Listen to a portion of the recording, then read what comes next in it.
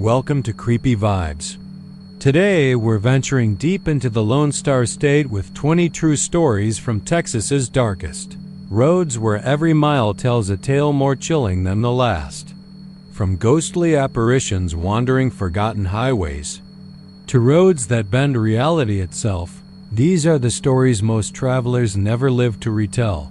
But before we begin, here's something strange. Most viewers make one huge mistake: they leave without subscribing. And by doing so, they miss out on the creepiest, spine-tingling tales that only the bravest dare to hear. Don't be one of them. Hit that subscribe button now, because today's just the beginning, and the terror waiting in the darkness is far from over. So. Where are you watching from? And what time is it there? Let me know in the comments, because on these roads, the night never really ends. Now, let's dive into the darkness. There's a stretch of road outside Beeville, Texas, that doesn't appear on most GPS systems. Locals call it Old Grackle Pass, named after the flocks of black birds that cloud the telephone wires above it like a living omen.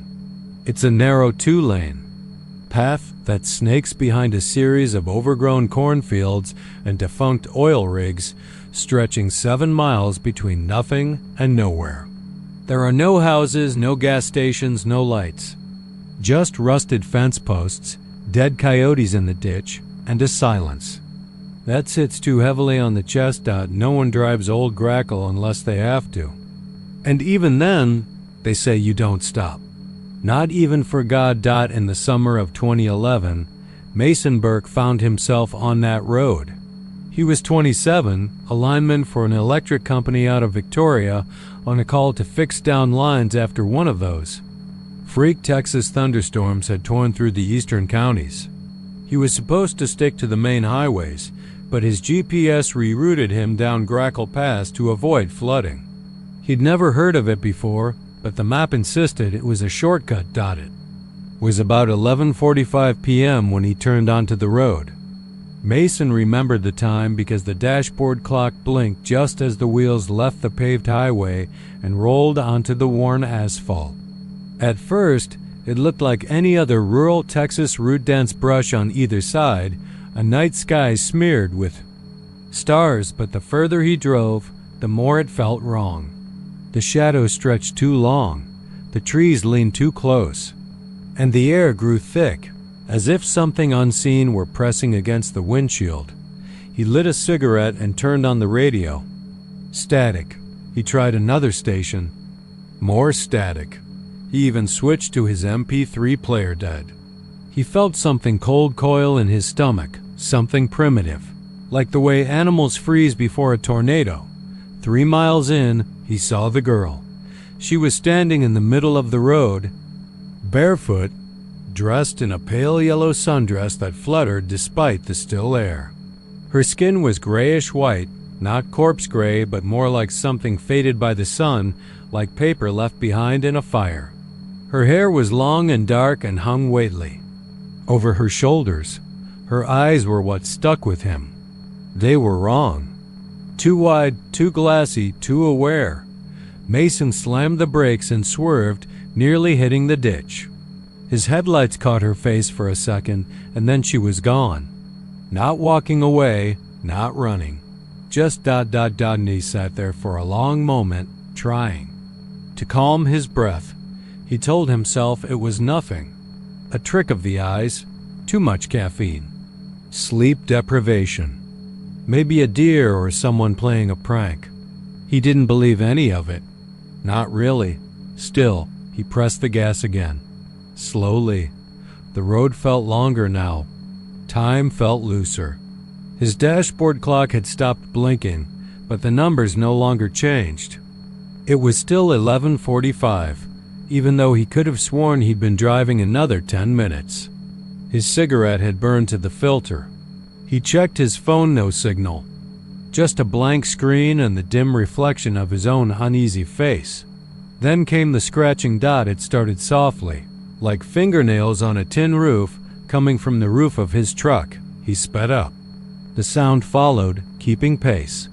It wasn't the sound of branches or debris. It was purposeful, rhythmic, like something crawling. He refused to look in the rearview mirror. Something inside told him not to dot at mile 6. The road curved slightly, and that's when the engine died. No warning, no sputtering. Just a sudden, eerie silence as the dashboard went dark and the headlights cut out. He was swallowed whole by night. He tried the key. Nothing. Tried again. The truck was a corpse. Then he saw the fog dot. It rolled in fast. Too fast to be natural. It didn't drift or swirl. It poured, like water breaking through a dam, rushing in thick white sheets that covered everything in seconds. He couldn't see 5 feet in front of him. And in the distance, just beyond the edge of the fog, he heard a soft, wet giggle. High-pitched, playful, childlike, but not a child. There was something hungry in it. He locked the doors. Seconds later, something knocked on the driver's side window. Tap, tap. Tap. He turned his head slowly, expecting to see the girl. But there was no one. Just fog. Then the passenger side door handle jiggled. Then the bed of the truck creaked under weight. He screamed and ducked down, hiding below the dashboard, heart thudding so loudly it drowned out the world. And then just as suddenly, it stopped. The creaking, the tapping, the fog, all of it gone. His truck lights flickered on. The engine roared back to life. The dashboard clock blinked again. 12 a.m. He peeled out, tires squealing on the damp asphalt, and didn't slow until he reached the next town. The road behind him disappeared from his mirrors like it never existed. When Mason tried to tell people what happened, they laughed. Told him he'd just been tired, spooked, maybe even dreaming. But he knew better.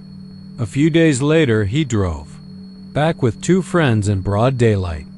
There was no sign of Old Grackle Pass, no road, no mile markers. Just a long stretch of barbed wire fence and a rusted private land sign.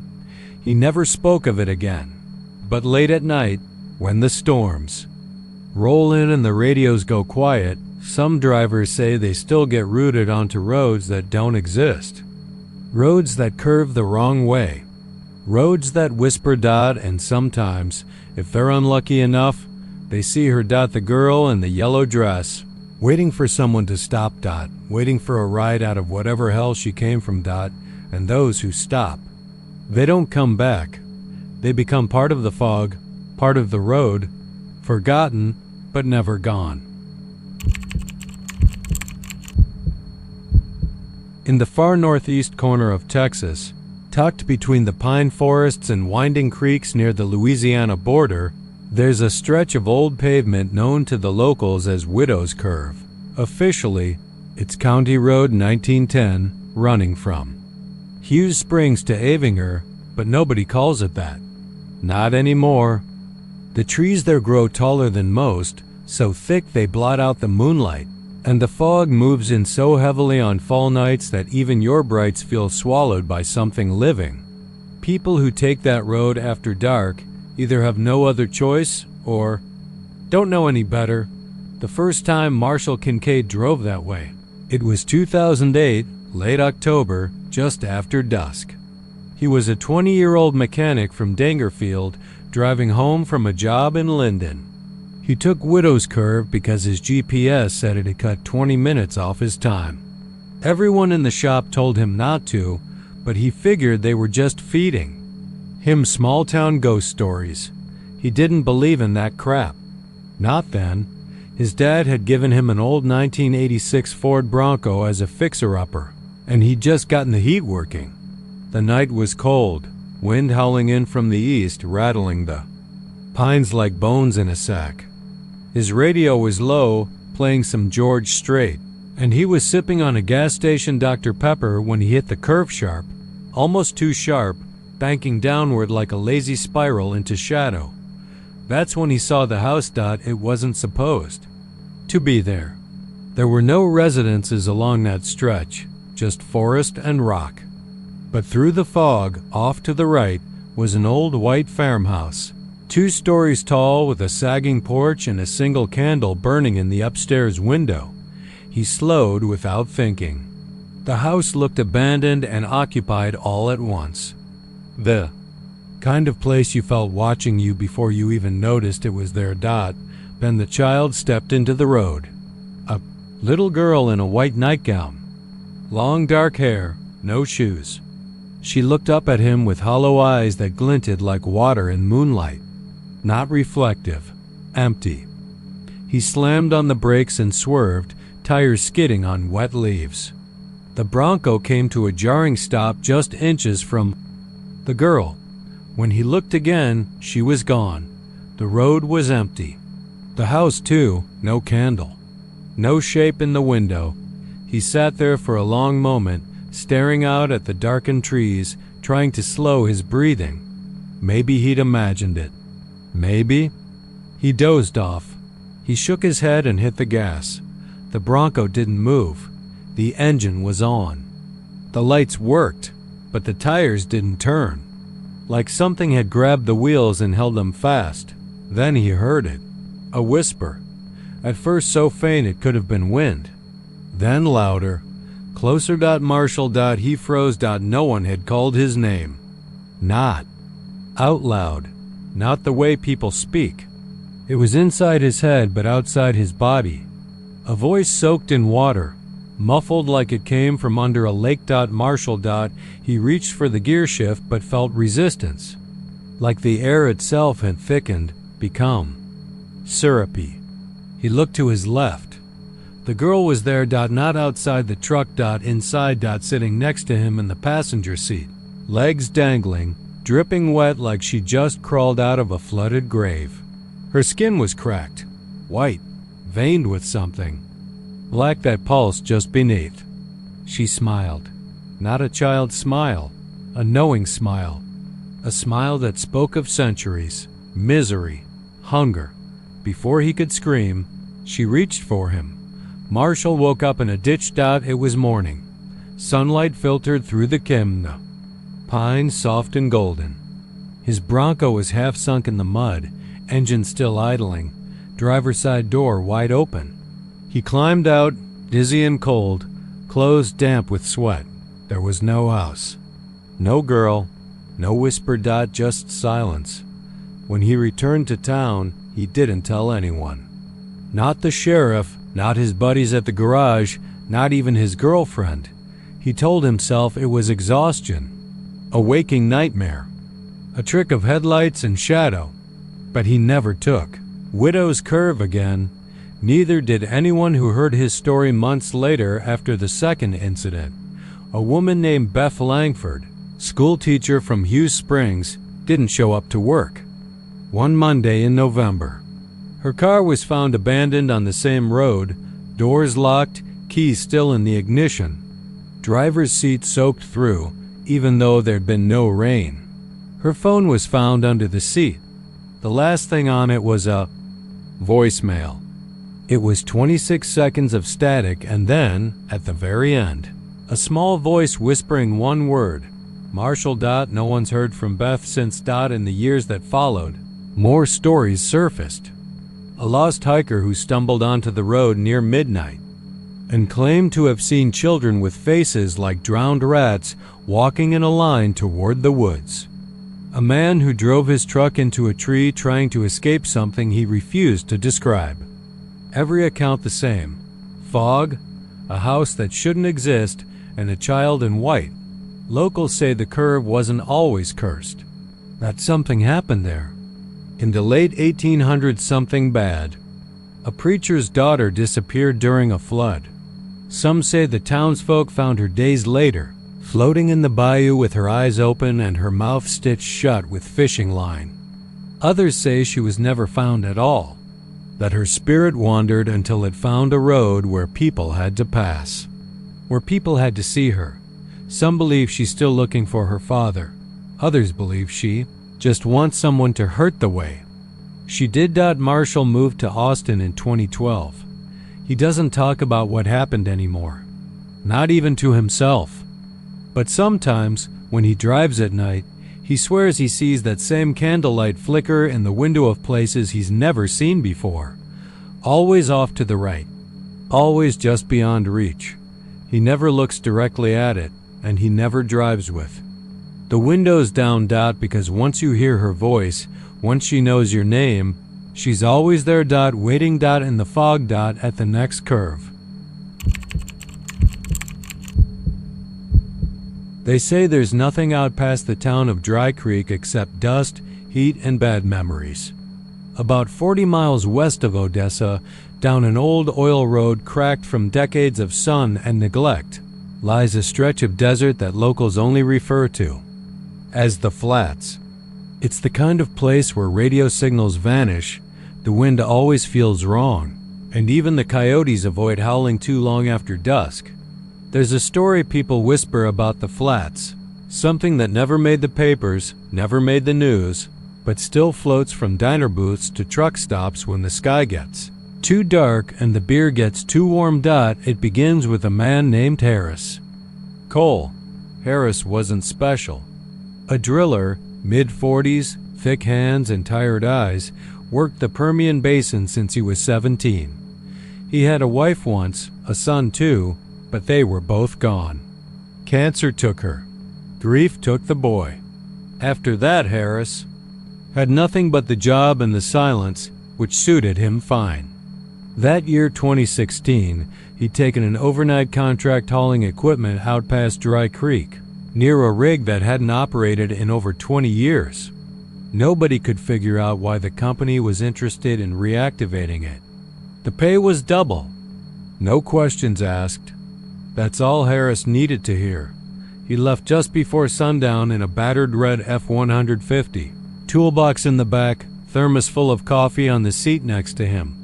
The sun was a dull orange bleeding into the horizon as he made the turn onto County Road 438, a road that had all but disappeared from maps and memory. The truck rattled over potholes and loose gravel until the last remnants of civilization fences, signage, tire tracks vanished behind him. All that remained was sand, broken brush, and endless, empty space. About 10 miles in, the air changed. Not temperature texture. Harris couldn't explain it, but the wind had a weight to it, like it carried something invisible that pressed against his skin. He rolled the window up. A storm, maybe. Or nerves. He wasn't a superstitious man, but even he could admit the road had a feel. Like it didn't want him there. By the time he reached the site, night had swallowed everything. No moon, no stars.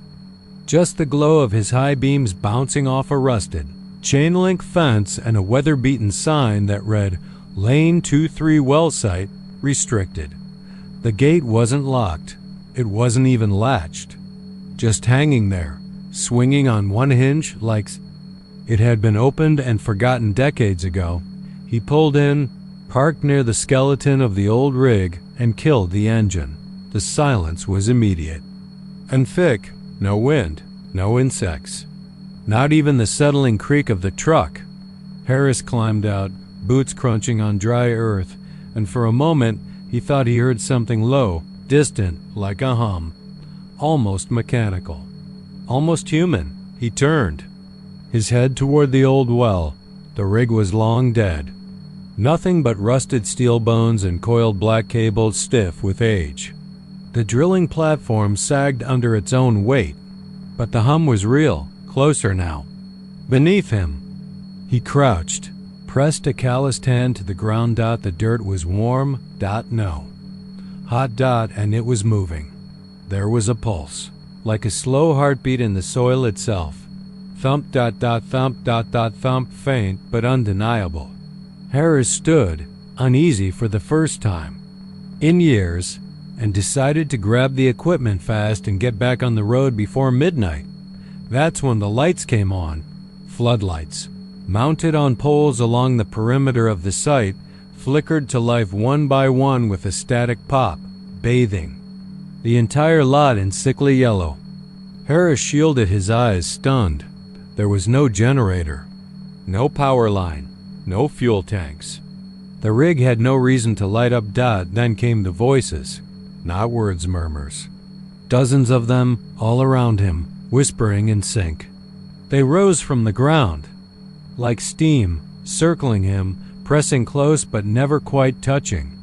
Harris spun, searching for the source, but saw only dust and light. Then he saw the boy, standing at the base of the rig.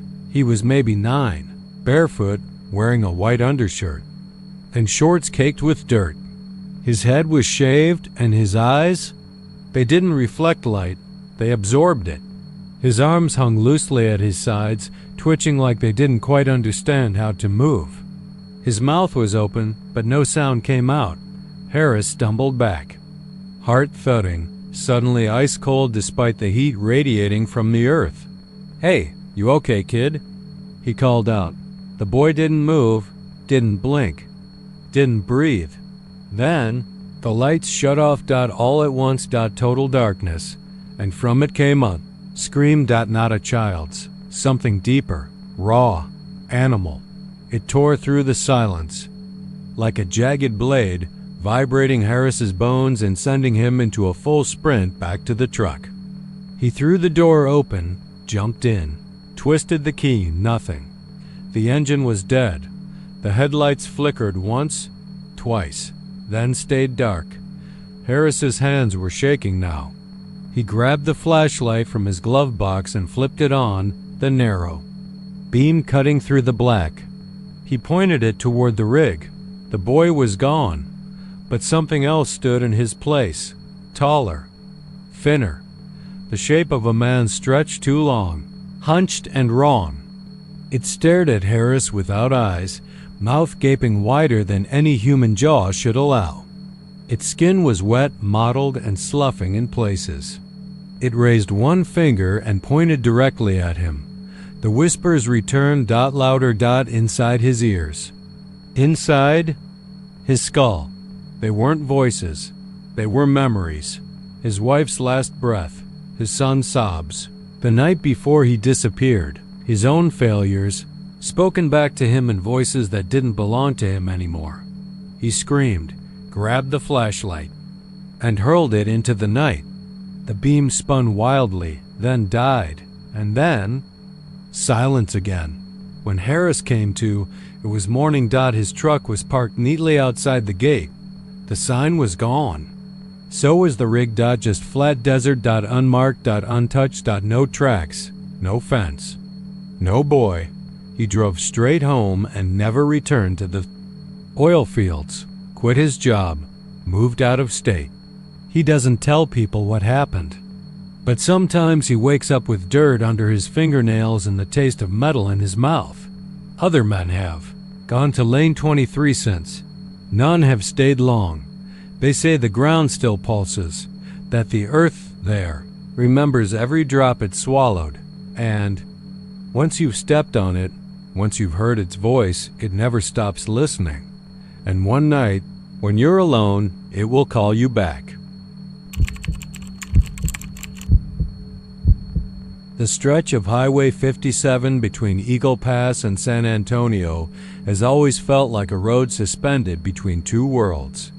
Daylight can't quite tame it, and at night, it turns into something else entirely.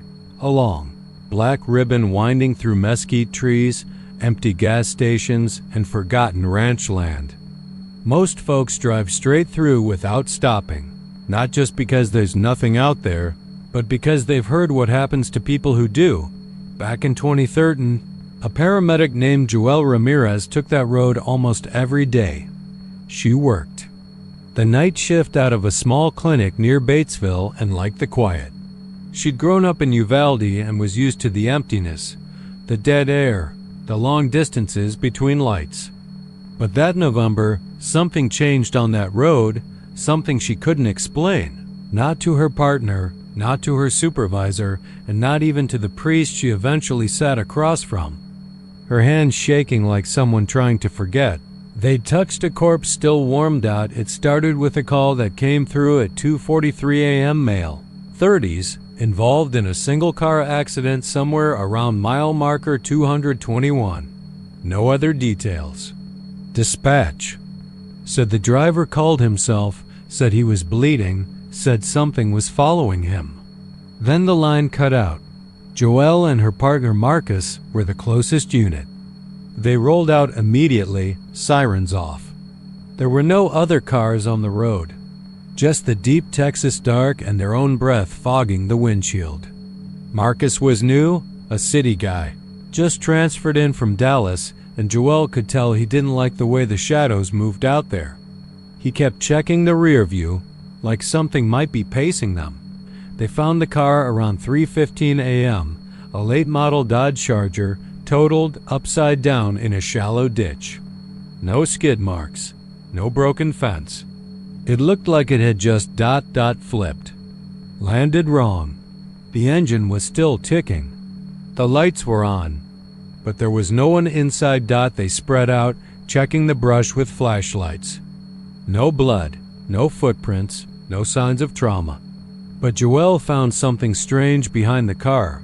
A trail of salt poured in a straight, unbroken line leading 30 feet into the desert, ending in a perfect circle.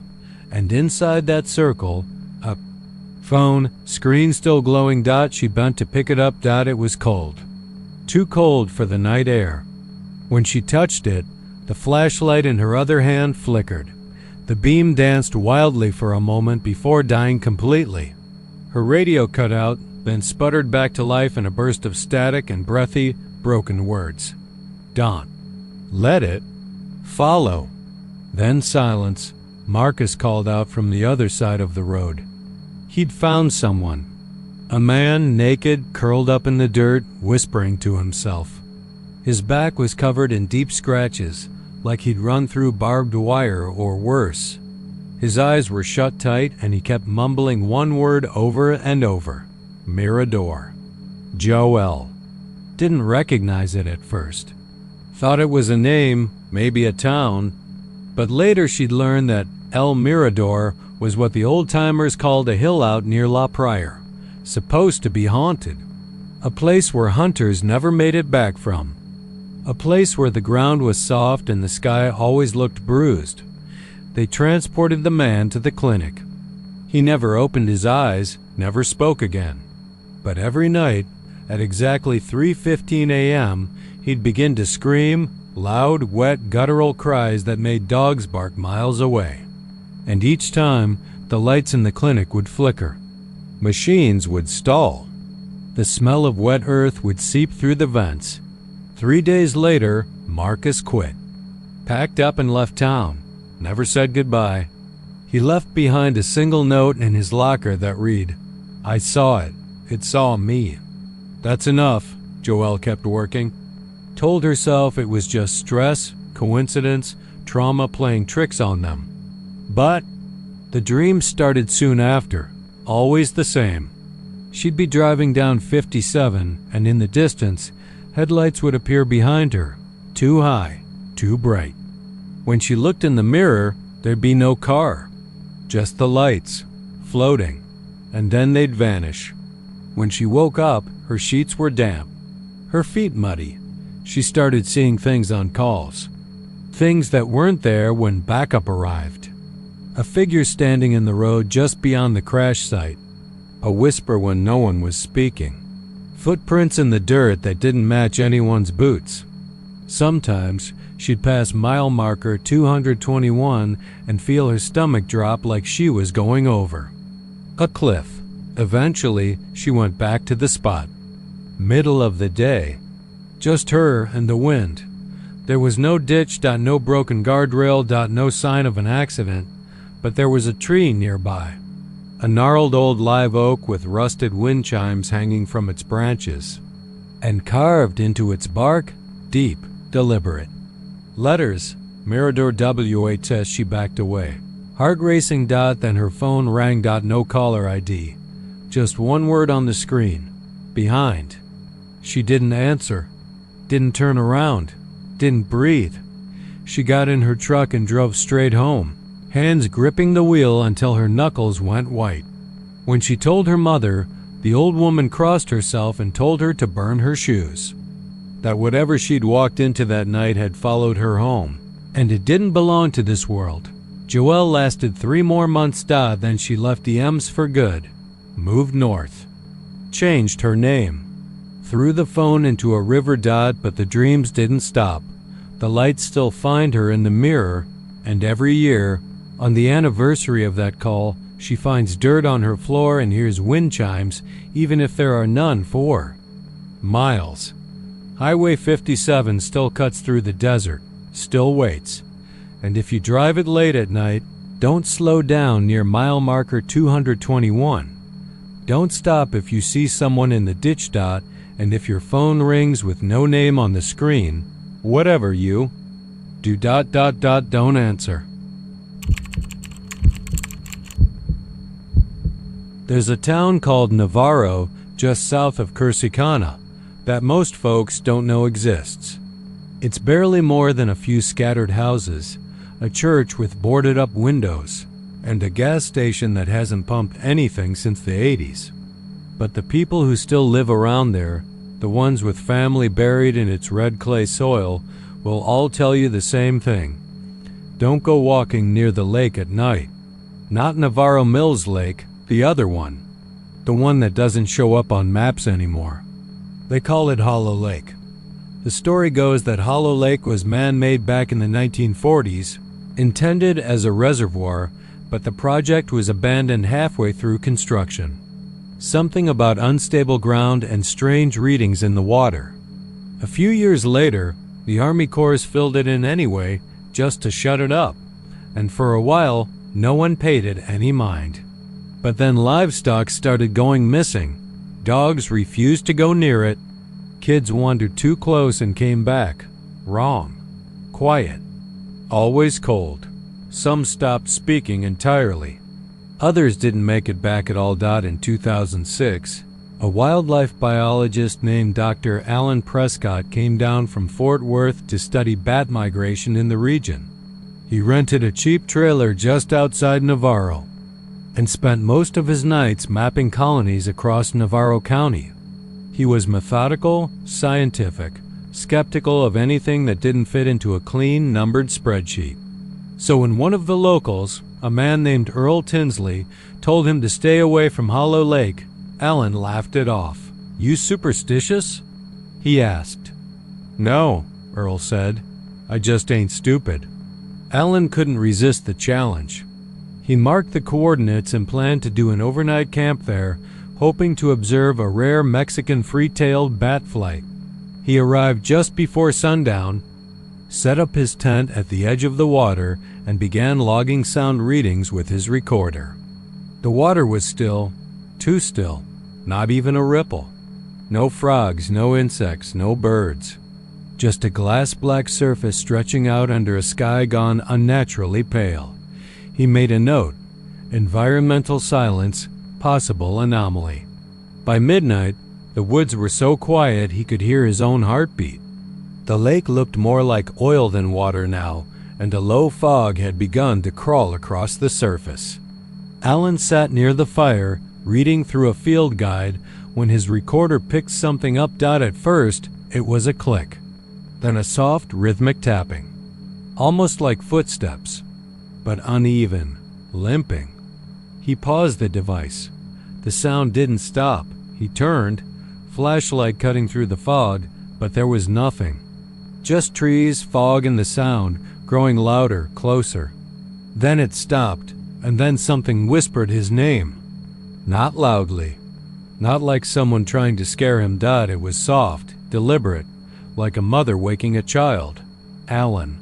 He spun toward the sound and caught a glimpse of something in the fog, a shape just above the waterline.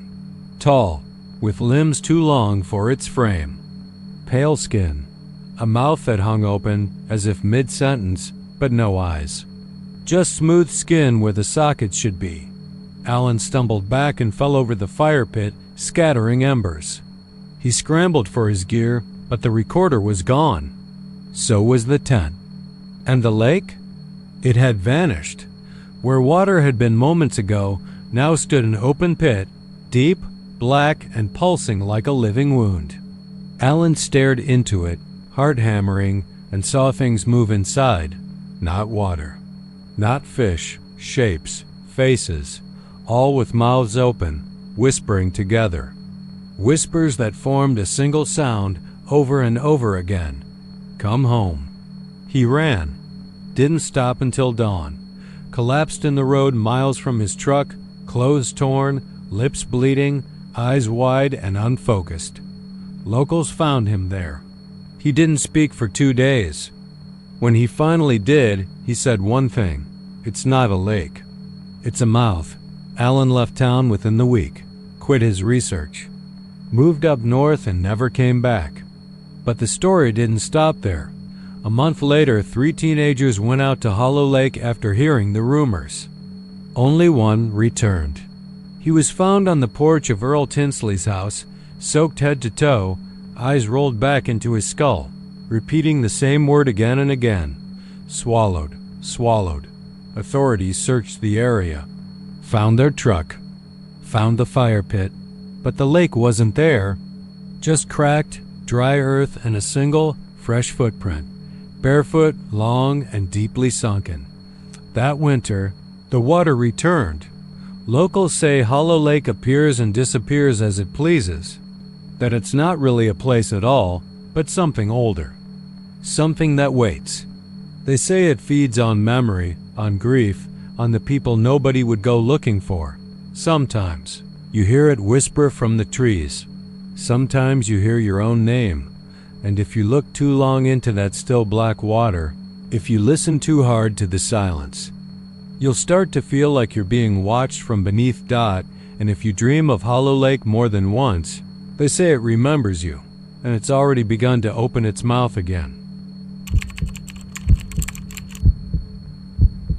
They always said the land out near Childers had a memory, not in the way old men said a place remembered blood or war or heartbreak, but in the literal sense.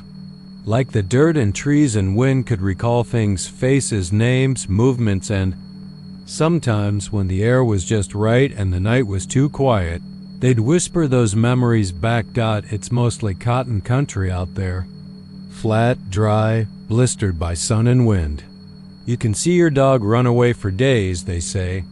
But even in that endless flatness, there's one spot locals avoid. A dead patch of land on the edge of FM 2042 where nothing ever grows.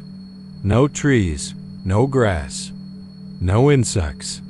Just cracked earth and the faint stink of something burnt long ago and never fully buried.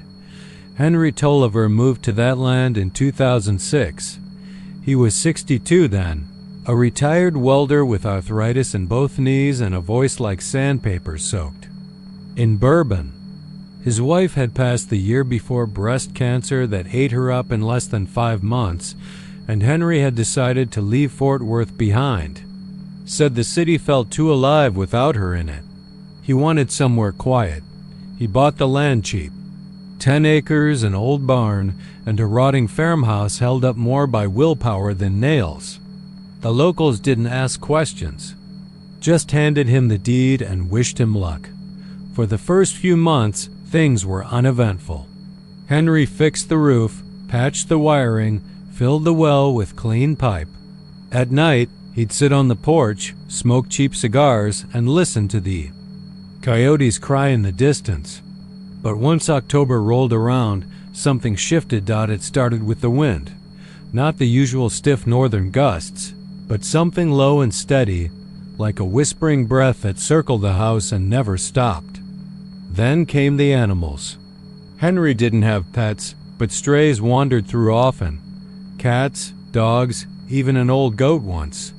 They'd walk the fence line, sniff the air, then freeze dead still staring at the same empty patch of dirt out back.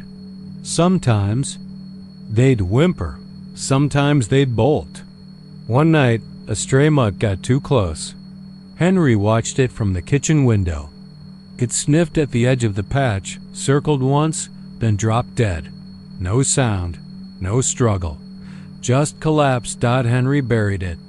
Didn't mention it to anyone. By mid-November, the dreams began. He saw fire, not burning things, not flames. Fire-like. Blood liquid, slow-moving, bubbling beneath the surface of the ground. He dreamed of faces pressed into the soil, mouths open, eyes wide, not screaming, just waiting. And always, at the center of the dreams, stood a tall man in a black coat, with no face.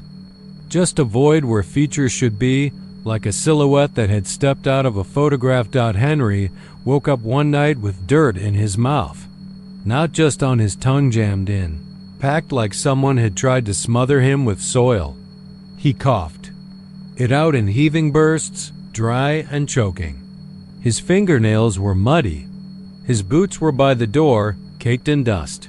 He hadn't left the bed. That's what he told himself. Over and over, he stopped going outside after dark, stopped answering calls, even stopped listening to the radio. It had begun picking up strange signals, long bursts of static, interrupted by what sounded like breathing, or sometimes humming. Children's lullabies slowed down to a crawl. Then came the knocking from beneath the floor. At first, it was just one knock, faint, like a loose pipe. But by the end of the week, it was a rhythm: 3 knocks, then silence. 3 knocks, then silence. Every night at exactly 3:06 a.m. Henry pulled up the floorboards one night. Nothing beneath, just cold dirt. He poured concrete over the crawl space anyway, just to be safe. The knocking didn't stop. Then one night he saw the man, not in a dream, not in the corner of his eye, outside, in the patch, standing motionless, tall, black coat, no face. Henry turned off all the lights and watched, for hours. The man never moved, never twitched, just stood there. When the sun rose, the patch was empty, but there were footprints burned into the earth. Burned. He called. The sheriff told them he wanted to report a trespasser. Deputy Ramirez came out, took a look, scratched his head, and said the tracks looked weeks old. Saw there hadn't been any rain or wind to erase them. Henry didn't argue. He just asked for a gun license renewal. That Sunday, Henry drove into town for supplies. The clerk at the feed store noticed something odd. Said Henry looked thinner, pale, like he hadn't slept in weeks. When asked if everything was all right, Henry smiled and said, "The land remembers me." That was the last time anyone saw him. 3 days later, a county worker stopped by the property to check the well pump. He found the front door open, lights off, no signs of struggle, just silence. The floorboards had been ripped out and carved. Into the dirt beneath, in perfect circles, were words written in something black and wet and still glistening. "We never forget our own. They never found Henry." The house was torn down a year later. The land was sold again and again, but no one stays more than a month. The last buyer never moved in. He drove out to see it once, then left his truck running and walked off into the cotton rows. Never came back. People say the land out there isn't just cursed. It's conscious. It doesn't haunt people. It chooses them. And when it does, it makes sure they remember everything it's ever buried, even if it has to crawl inside their dreams to do it. There's a rest stop off I-20 between Midland and Pecos that no one talks about anymore. Not officially, at least.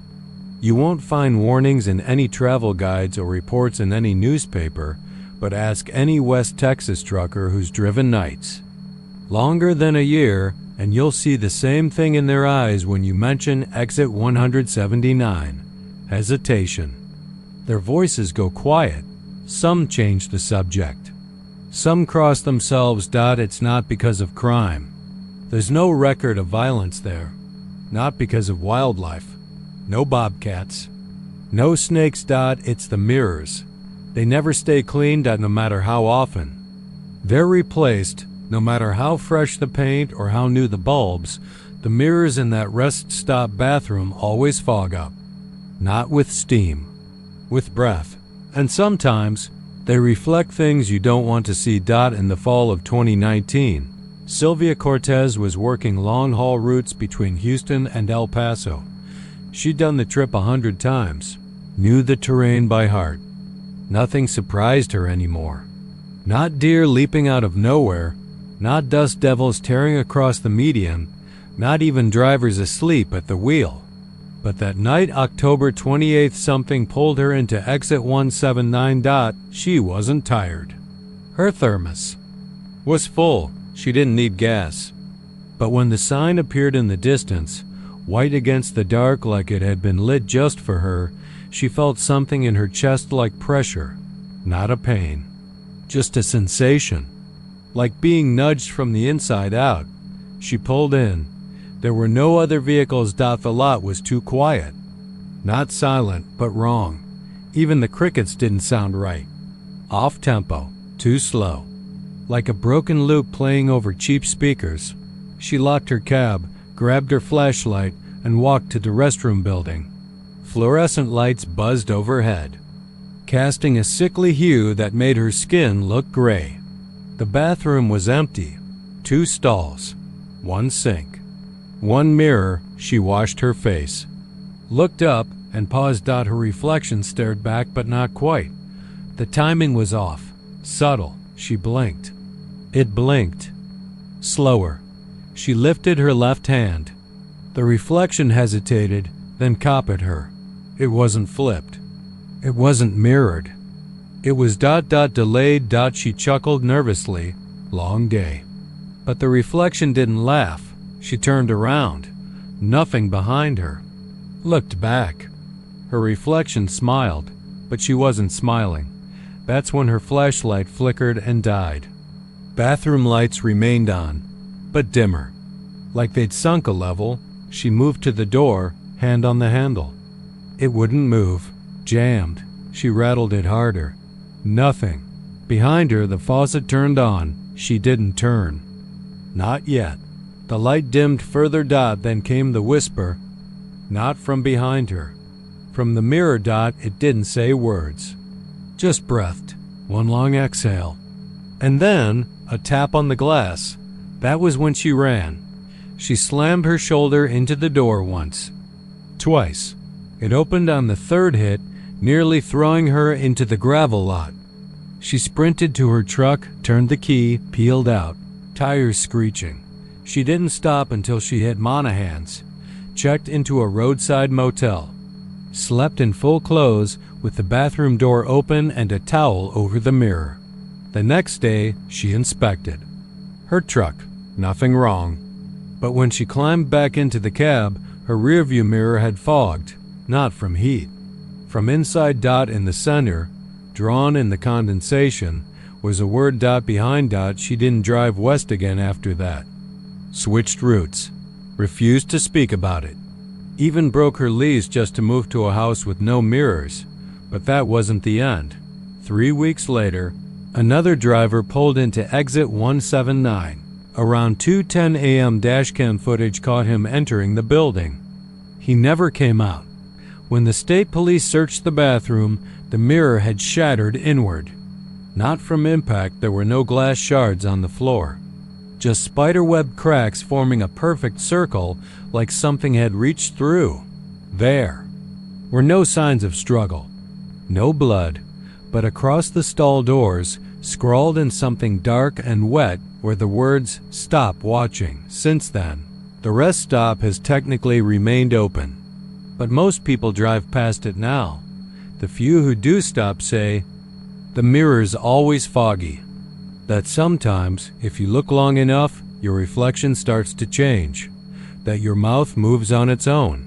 That your eyes stop blinking. And if you ever see your reflection smile when you're not ...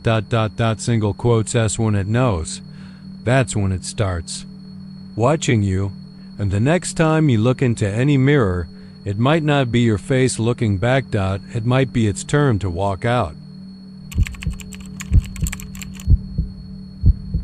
In East Texas, not far from Lufkin, there's a forgotten stretch of land hidden behind the towering pines where the trees grow so dense they blot out the stars. Locals call it Pine Hollow. It's not on any official maps, but it shows up on old paper at Laces, just a dotted trail marked as Old Logging Road Decommissioned. Some say it was used in the early 1900s to haul timber out of the Angelina forest. Others say it was closed off after a group of men vanished without a trace in 1931. Whatever the truth is, one thing remains certain. People go missing there. Sometimes they're found, but they don't come back the same.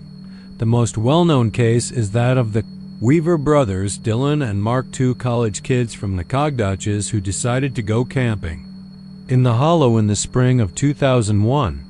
They were home for break, full of energy, confidence, and the kind of invincibility that comes from being 20 years old and fearless. Locals warned them not to go. Even their own father, an old ranch hand named Buck Weaver, told them Pine Hollow was cursed, said it watched people, said the trees whispered names that hadn't been spoken in decades. Dylan laughed it off. Mark teased him about ghost stories and called their dad a cowboy with too many beers and too few teeth. They packed 2 tents, some cheap whiskey, and a disposable camera. They never came back. Search crews spent 11 days combing the hollow. The woods were thick, overgrown in places where the trail had vanished into shadow. They found a tent, still zipped, still pitched perfectly. The campfire pit was untouched. Marshmallows and firewood lay unburned nearby. There was no blood, no sign of a struggle, just a trail of bare footprints leading deeper into the forest. One set large, one set smaller. The tracks led to a clearing. And then nothing. The forest swallowed them. The Weavers were declared legally dead in 2006. But then, in 2020, the story found life again. A podcaster named Travis Lane had built a small following covering unsolved cases around the South. His show, The Unfound, had gained traction thanks to his skeptical approach and deep-dive investigations. He was sharp, rational, and endlessly curious, the kind of guy who believed every ghost story had a logical explanation. If you looked hard enough, when he came across the Weaver brothers case, he knew he'd found something special. The perfect season finale. He contacted Buck Weaver, now in his 80s, and convinced him to revisit Pine Hollow. Buck refused, said he wouldn't set foot near those trees again, but he gave Travis directions, told him where the old logging road began, warned him not to go alone. Travis laughed and brought 2 GoPros, a drone, and 3 backup power banks. He went in alone anyway. He live-streamed the trip. The first hour was uneventful, just trees and mud and his voice narrating. Then his viewers noticed something strange. The deeper he went, the quieter it got. Birds vanished. Wind stopped. Even the sound of his own footsteps dulled. Like the forest wasn't just full of silence, it was absorbing sound. Around hour 3, Travis stopped. Walking, he stared off camera. "Okay, not funny," he muttered. "Mark?" His voice trembled. There was no reply. Then he turned off the main camera. The stream went black. Viewers thought it was a glitch. 4 hours later, police were dispatched after repeated calls from fans. They found his phone at the trailhead. Screen shattered. And next to it, his drone dash melted. The last thing recorded on the GoPro was Travis's voice whispering, "I see myself, but it's not me." He was never found. Since then, hikers have reported strange occurrences on that trail. Footsteps behind them when they're alone. Reflections in puddles that don't match their movements. Voices calling their names from the trees, sometimes in their own voices.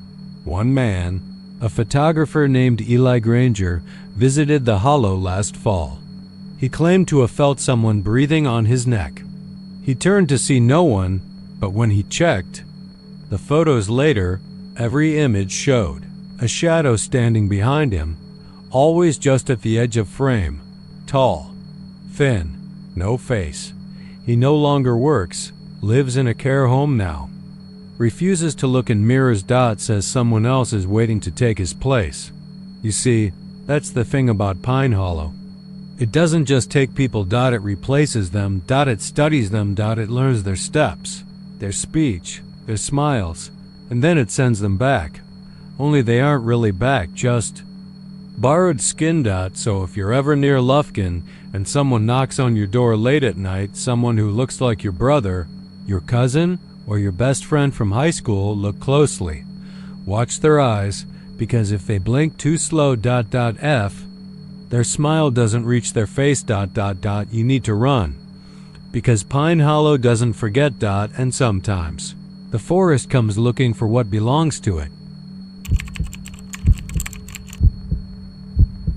There's a town near the Gulf Coast called Blessing, tucked between Palacios and El Campo, the kind of place people only find by accident. One road in, one road out. Population barely 500. A shrimping town once, now mostly faded storefronts. Broken docks and the smell of salt and rot lingering in the humid air. It's not the kind of place you'd expect to have secrets, but like every small town in Texas, it does. And the worst one sleeps beneath the water tower, where the ground has been soft for 100 years and the fog never lifts completely. They call it the Bell Hole. Not officially.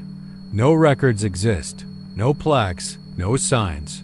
Just a worn gravel path that runs behind the old fishery past a collapsed boathouse and ends in a clearing where the earth dips into a wide, shallow depression filled with stagnant water and tall reeds. The locals say it used to be a sinkhole, formed during some freak storm in the early 1900s. Others say it's older than the town, that it was never made by weather or water, but by something that clawed its way up and then crawled back down. Again, whatever it is, it rings. That's the part no one talks about, only at night, only in the fall.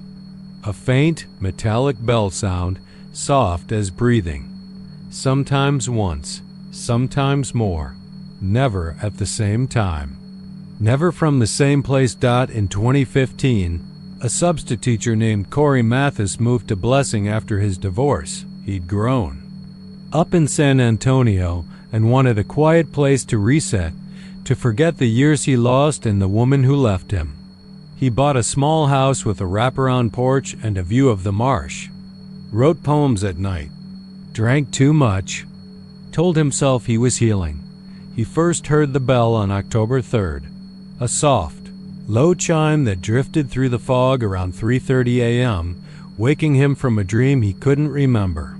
He got up, checked the clock, walked outside barefoot. The sound was gone. The night was still, but the air smelled different, not sulfur. Not death. It smelled like rust. The next night, the bell rang again. Louder. Closer. He mentioned it to the woman at the diner the following morning, a heavy-set waitress with a smoker's voice and sharp eyes. She stopped pouring coffee and said, "Best leave that be. Some things call out just to see who's dumb enough to listen." That was the first time Corey noticed how the townspeople acted when he brought it up, eyes down, lips tight, like they were holding in something too dangerous to spit out. He should have stopped. But something about the bell wouldn't let him go. By mid-October, it wasn't just at night. He heard it in the shower while shaving. Once, inside the freezer aisle at the grocery store. It always sounded the same. 3 notes, low, high, low, soft as wind chimes wrapped in wool.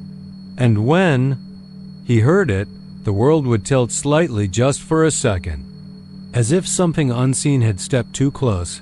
Then came the dreams.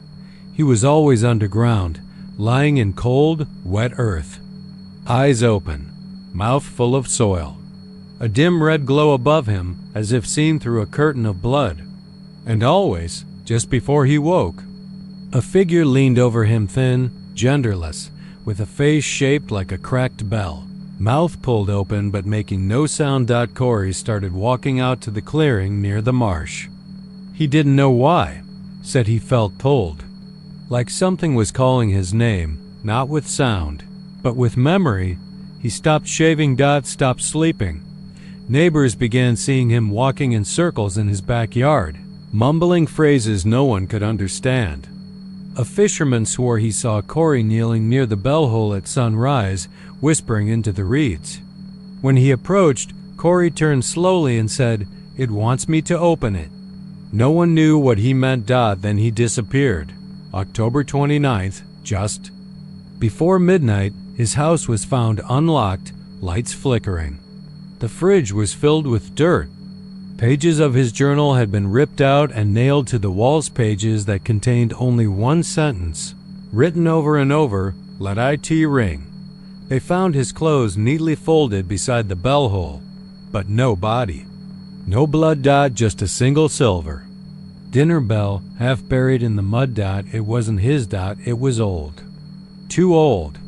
Covered in symbols that didn't belong to any language anyone recognized. A local pastor tried to bless the land. He died 3 weeks later from a brain aneurysm, mid-sermon, eyes wide and mouth full of blood. Since then, more have heard the bell. A teenager walking home from football practice stopped speaking for 6 months after hearing it. A mailman vanished while en route. His truck found idling near the marsh with the driver's seat belt torn open from the inside. And still, the town does nothing. No one blocks the trail. No one warns the newcomers. Because the truth is, they know. Always known. The bell hole doesn't want attention. It doesn't want faith. It just wants listeners. And when it finds someone. When that soft, wet chime finds its way into your dreams. You don't walk away. You go to it and you dig.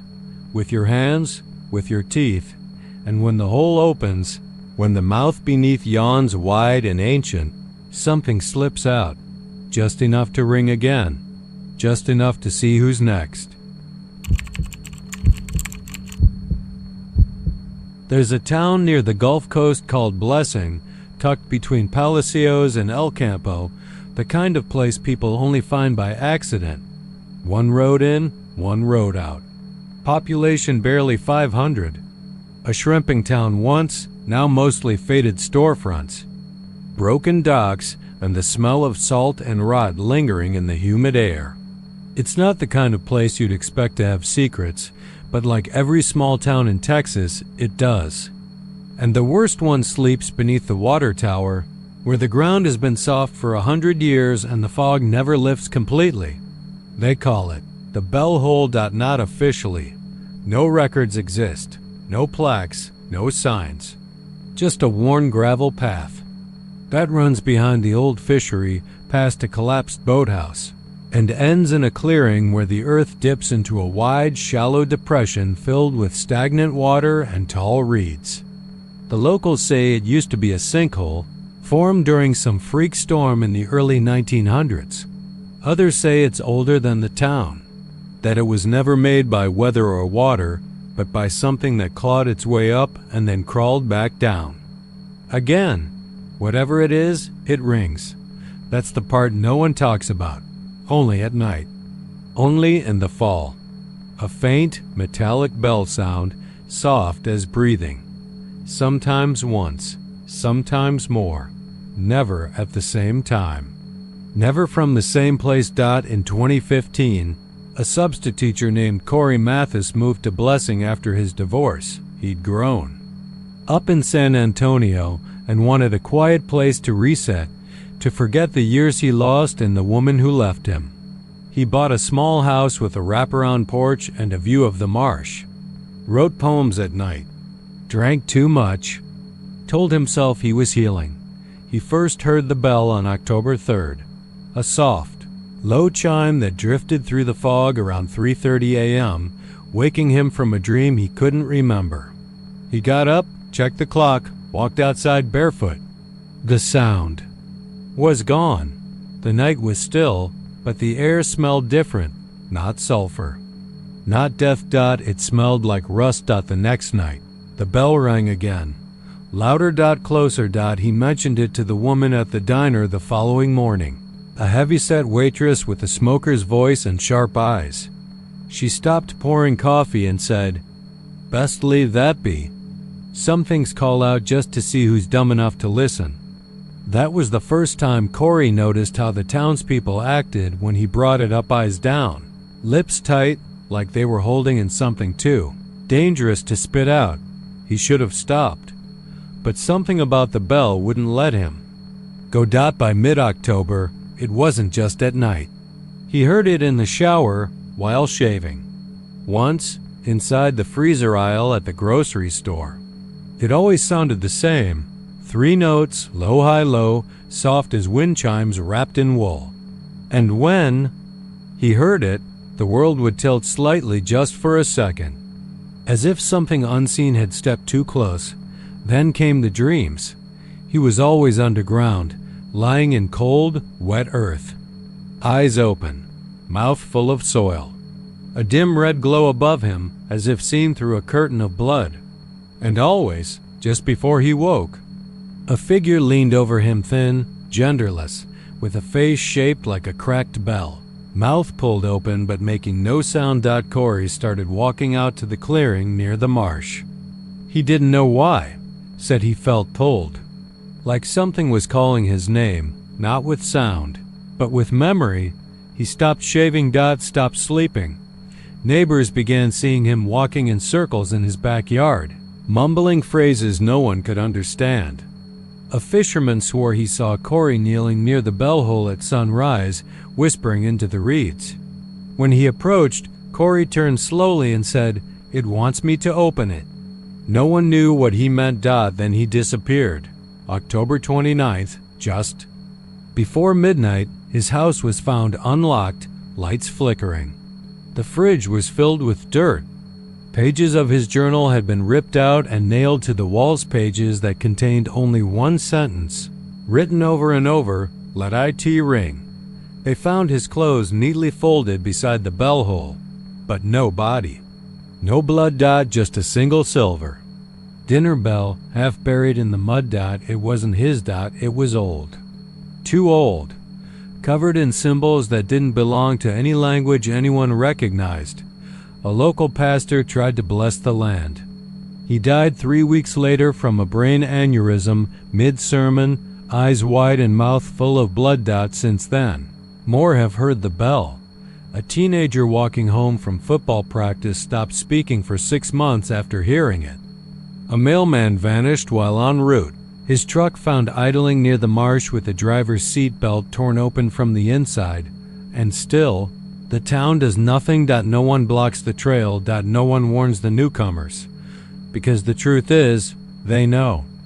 Always known. The bell hole doesn't want attention. It doesn't want faith. It just wants listeners. And when it finds someone. When that soft, wet chime finds its way into your dreams. You don't walk away. You go to it and you dig. With your hands, with your teeth. And when the hole opens, when the mouth beneath yawns wide and ancient, something slips out. Just enough to ring again. Just enough to see who's next. Near the edge of Boerne, Texas, where hill country starts to dip into shadow and the limestone bluffs fold like scars, there's a house that's been buried and rebuilt more times than anyone can count. The foundation is original, or so they say, laid sometime around 1880. Everything else above it has changed, burned, collapsed, or rotted away. But the floor beneath, the old cellar that's never moved, and no matter who lives there, the cellar always opens on its own, even when it's nailed shut, even when it's filled in with concrete. The locals call it the listening house, though no one's quite sure who started calling it that. Some think it's because of the walls. People who've stayed there swear they can hear whispers at night. Not through the vents, not from outside, from inside the walls themselves. They don't talk to you. They talk about you. Like they're watching, judging, waiting. In 2005, a man named Ron Hall bought the place cheap after retiring early from a job in San Antonio. He was a systems engineer, practical to a fault, and didn't believe in ghosts or curses or any of that hill folk storytelling. As he put it, he moved in on a Thursday. By Monday, he was dead. Massive stroke, they said. But the coroner's note said something strange. His hands were raw, split open at the knuckles, nails cracked and torn as if he'd been clawing at something. There was also the matter of the basement door. It was found wide open. No sign of forced entry, and the hinges had been sealed with solder. His sister, who came to clear out his things, reported a smell in the house.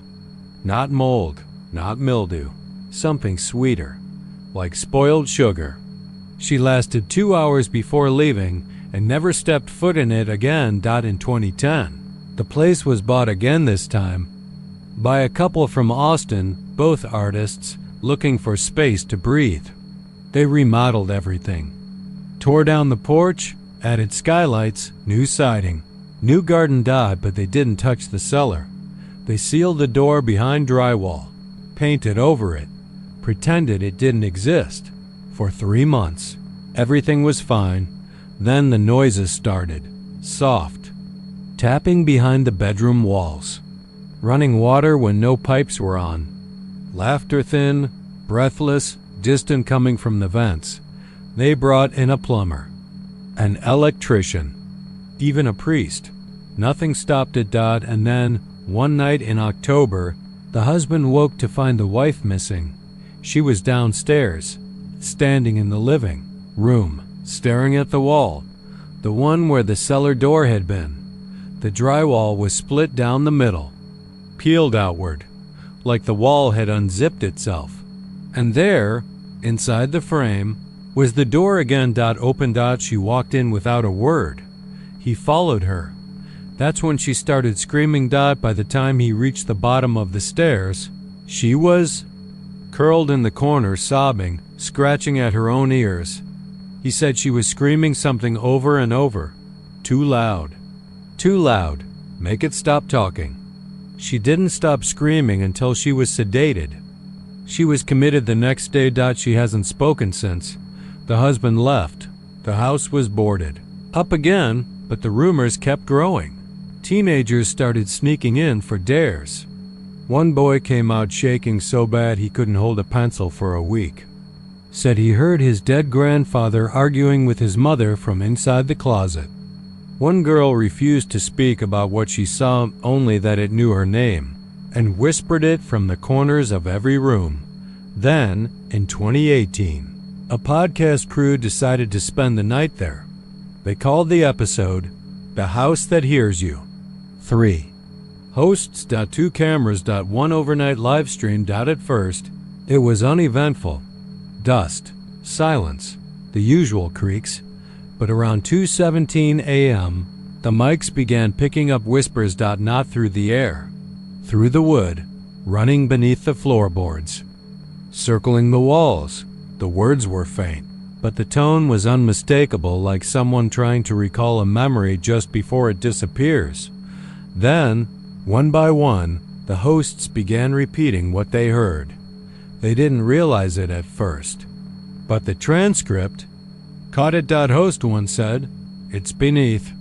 Host 2, "It wants your skin." Host 3, "Say yes." Then they all stopped. Frozen. Staring. The stream cut out. All 3 were found unharmed, but in catatonic states, sitting cross-legged in the basement. Hands on their ears. Smiling. All of them had gone deaf. Permanently. No explanation. No trauma. Just deaf. Except, for one thing, each of them had written something in chalk on the wall before going still. "It listens better when you scream." The listening house still stands. No one owns it now. The foundation is cracked. The weeds are tall, but no one touches it, not even the county. It just waits. Sometimes, hikers hear whispers through the trees when they pass. Soft and warm. Familiar. Sometimes it's their name. Sometimes it's a voice they haven't heard in years. And if they stop to listen, if they lean just a little too close to that open door at the base of the hill, they say the voice stops, pretending to be someone else. And says, in a voice that sounds just like you, "Finally."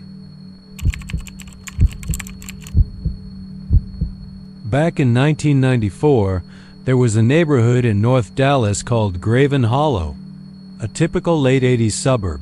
2-story brick homes, wide sidewalks, oak-lined cul-de-sacs, and backyard fences that all looked the same. It was the kind of place where families walked dogs after dinner, teenagers snuck beers in treehouses, and sprinklers ran on timers in the summer. Safe, quiet, normal, except for the house at 1912 Ellison Drive. It had been sold and resold more than any other home on the block. 9 families in 15 years. Every owner stayed less than a year.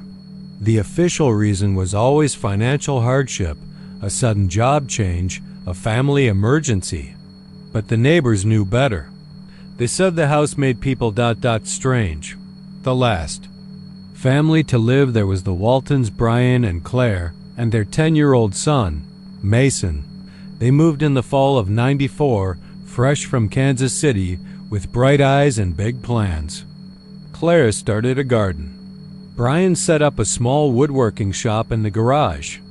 Mason spent afternoons exploring the attic, fascinated by the door to the crawl space, which was locked from the outside and sealed with what looked like wax. A month later, Claire stopped leaving the house. Neighbors noticed.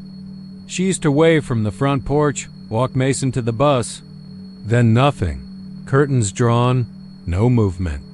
Brian claimed she was recovering from a flu, but her friends said when they called, her voice sounded off, like she was speaking from underwater. Mason began having episodes at school. He would freeze mid-sentence, stare at nothing, and whisper things under his breath. His teacher said he once scratched the word "listen" into his desk. Another time, he filled an entire notebook with symbol circles inside circles, eyes with too many lashes, teeth arranged in patterns that looked almost musical. One night in November, Brian ran out of the house barefoot, screaming about music in the walls. Said it started near the attic. Said it sounded like children humming but wrong, like their voices were too old. He claimed the humming was inside him now, that his blood hummed when he slept. The neighbors called 911. He was never seen again. When the police entered the home, they found Claire in the attic, standing in the crawlspace doorway with her forehead pressed against the wood. She didn't speak, didn't blink, just repeated the same sentence in a soft, reverent whisper. It sings to the quiet ones. She was taken to a psychiatric facility, diagnosed with dissociative fugue. She never asked about her husband. Never. Mentioned Mason, and Mason he was never found. The attic door was sealed. The house condemned. And for 20 years, it sat empty. Until 2014, when a property developer bought the whole block for a teardown project. All but one house was bulldozed. The one on Ellison Drive remained. The construction crew refused to touch it. One man said he heard voices behind the walls. Another quit on the spot after opening the attic and hearing something pressing against the crawlspace door from the inside. The company hired a private contractor named Garrett Sloan to inspect it solo. He didn't believe in ghosts. Former Army. Worked cleanup on hurricane sites, crime scenes. Thought the stories were all crap. He entered the house at 11:42 a.m. on a Wednesday. His body was never recovered, but his handheld audio recorder was found in the attic, just inside the crawl space. The first few minutes were normal. Wood creaking, footsteps, his voice narrating observations, then silence, then the humming. At first faint, almost pretty, but as it grew louder, the pattern became jagged, unnatural, like voices mimicking music they didn't understand. There were words buried in it, but not in English. Something ancient, cyclical, hungry. And then Garrett's voice, whispering, "It knows my name," followed by a loud bang like a body hitting wood, and breathing. Then chewing. Then laughter, childlike, but hollow. When they played the tape for Claire Walton in her facility, she screamed for the first time in 20 years. Screamed until her throat bled. She said, "That's what it sounds like when it eats." The city fenced the lot, covered the attic vent with steel, poured concrete into the basement, but people still hear the humming, especially at night, especially if they listen too hard. A new development sits there now. Brand new houses, young couples, happy kids, but one home sits unfinished, the one they can't sell, the one where contractors quit mid-job, where delivery drivers refuse to linger, where dogs refuse to enter the yard, and some nights, if you walk by slowly, you can hear it just beneath the surface of silence, a hum, growing louder, waiting for the next quiet one. There's a gas station out on State Highway 6, just north of Bryan, Texas. It's not on Google Maps, doesn't show up on GPS. Most people pass by without ever seeing it. They blink and it's gone. But sometimes, especially after midnight, it's there, lit up in soft red neon that hums without flickering. A tall sign reads, "Way Station Fuel, open always." The locals have stories, of course. They say if you see it, you're not lost, you're already being followed. Others claim it only appears to people carrying grief, people who are hollow in places they haven't told anyone about, people whose pain calls out like a beacon, drawing something in. On March 14, 2022, a woman named Danica Rose saw it. She was driving south from Waco after her sister's funeral. The highway was empty, wind howling through the mesquite trees, and her gas tank was near empty. Her phone had died 2 hours earlier. She hadn't seen another car in 40 minutes. Then, like it had always been there, she saw the sign. The red glow lit up the road like a flare in fog. She pulled in. The station looked normal enough at first. 2 pumps, glass storefront, a single freezer chest with a flickering light. But there were no other cars. No signs of life. Danica stepped out, the air immediately heavier. Too quiet. No insects. No rustle of wind. Just the hum of the red neon dot inside. The store was cold. Fluorescent lights buzzed overhead. The shelves were full canned goods, candy bars, rows of drinks, but everything looked old. The soda cans had designs from the 90s. Candy wrappers were faded. The labels on the canned soup were written in brands. She didn't recognize at the register stood a man, or something that looked like one.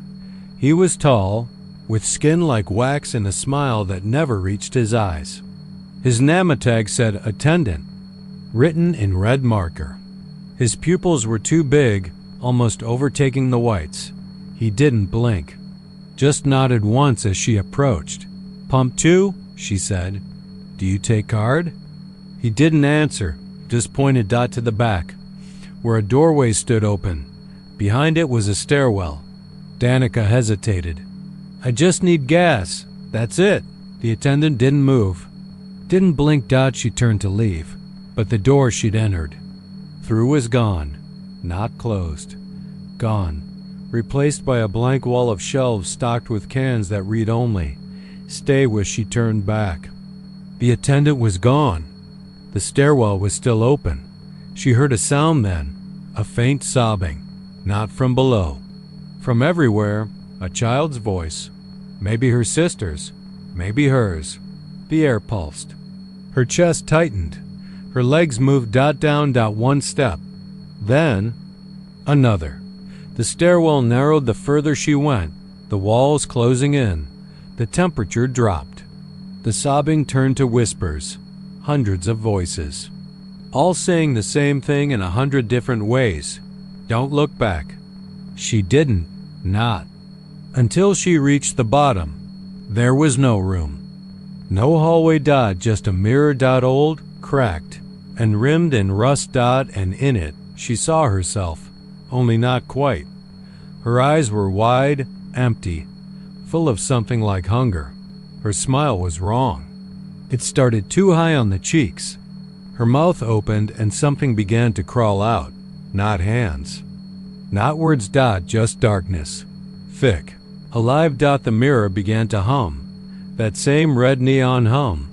Her reflection reached forward. And touched the glass. Danica screamed. And woke up. In her car. On the side of the road. Tank full. No sign of the station. Just the distant sound of tires on gravel. Her hands were shaking.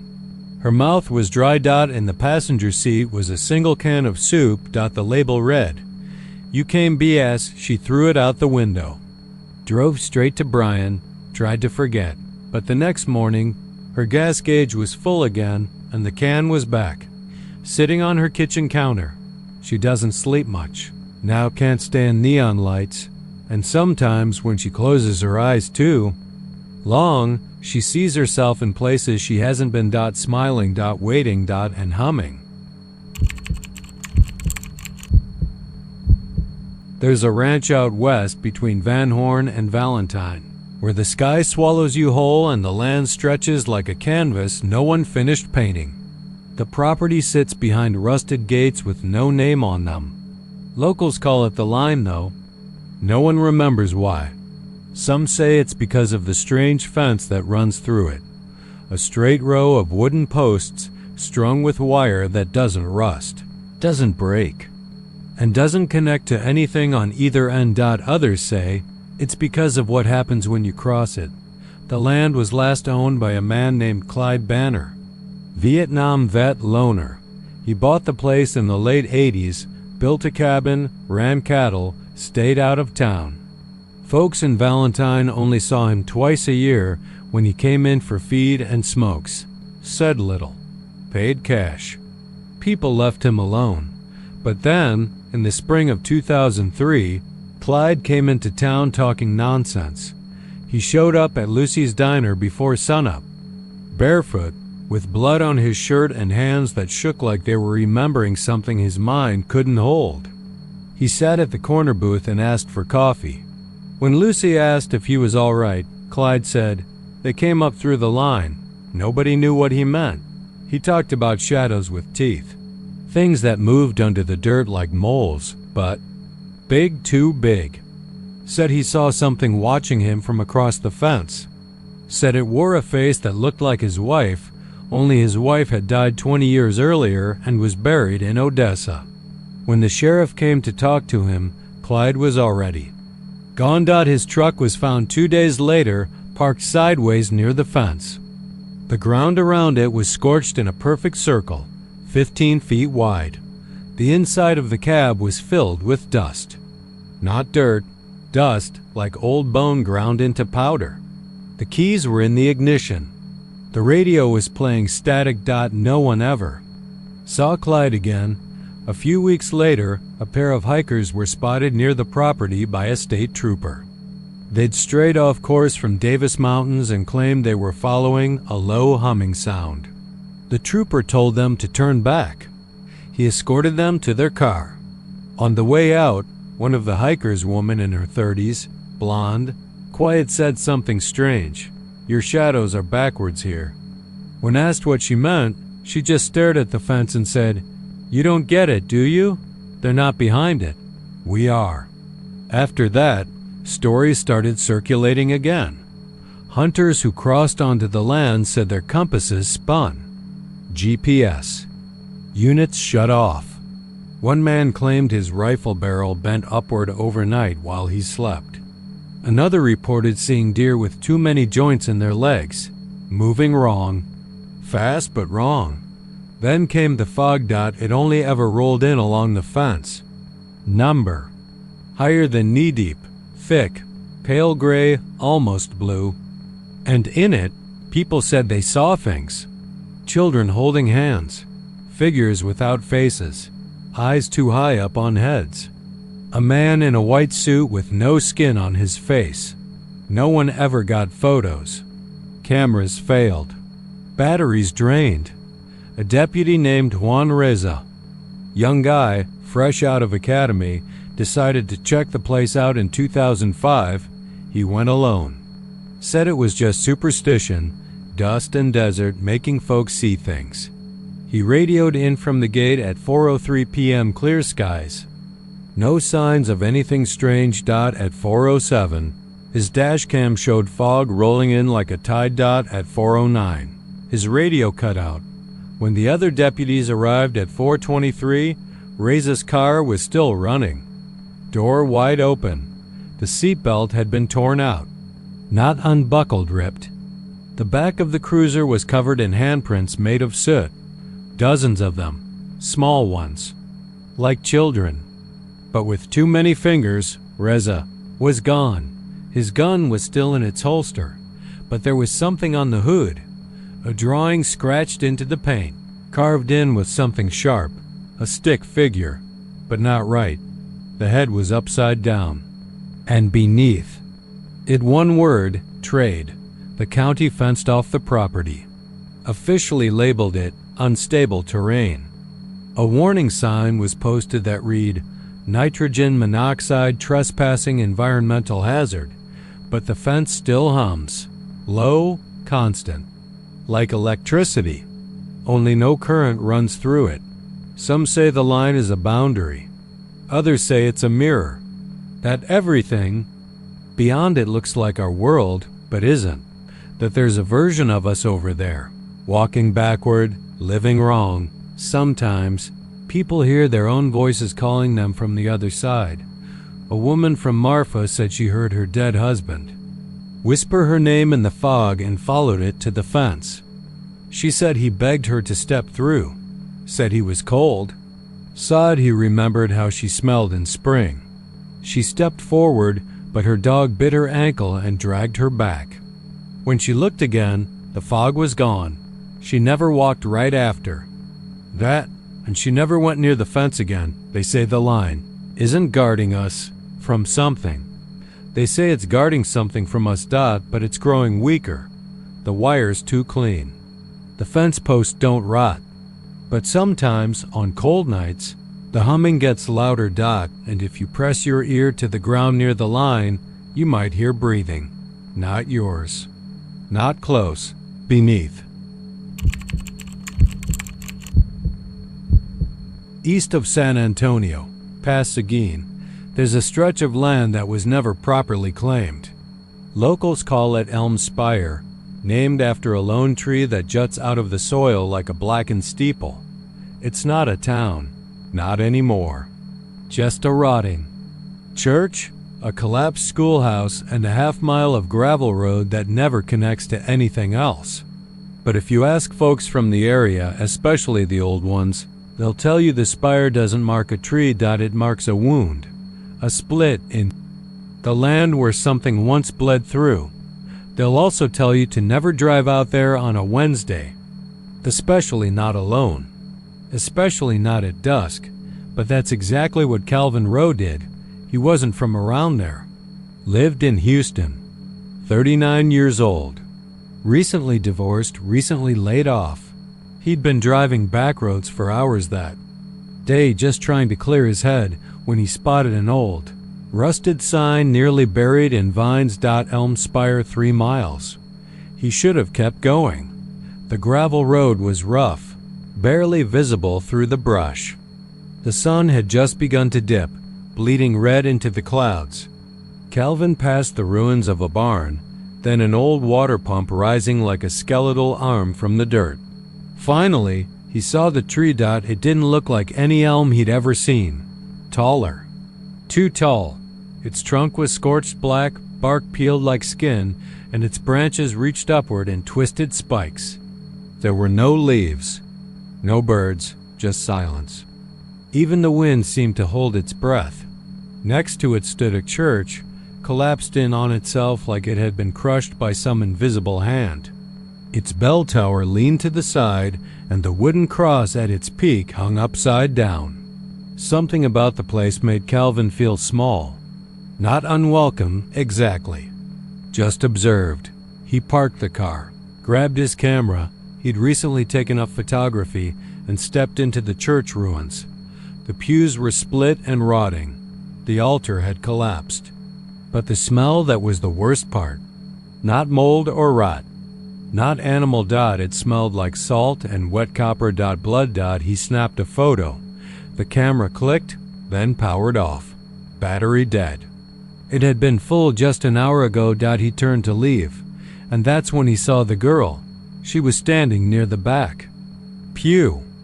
Maybe 12 years old. Long black hair. White dress, clean despite the ruin. Barefoot. She didn't move. Didn't speak. Just stared.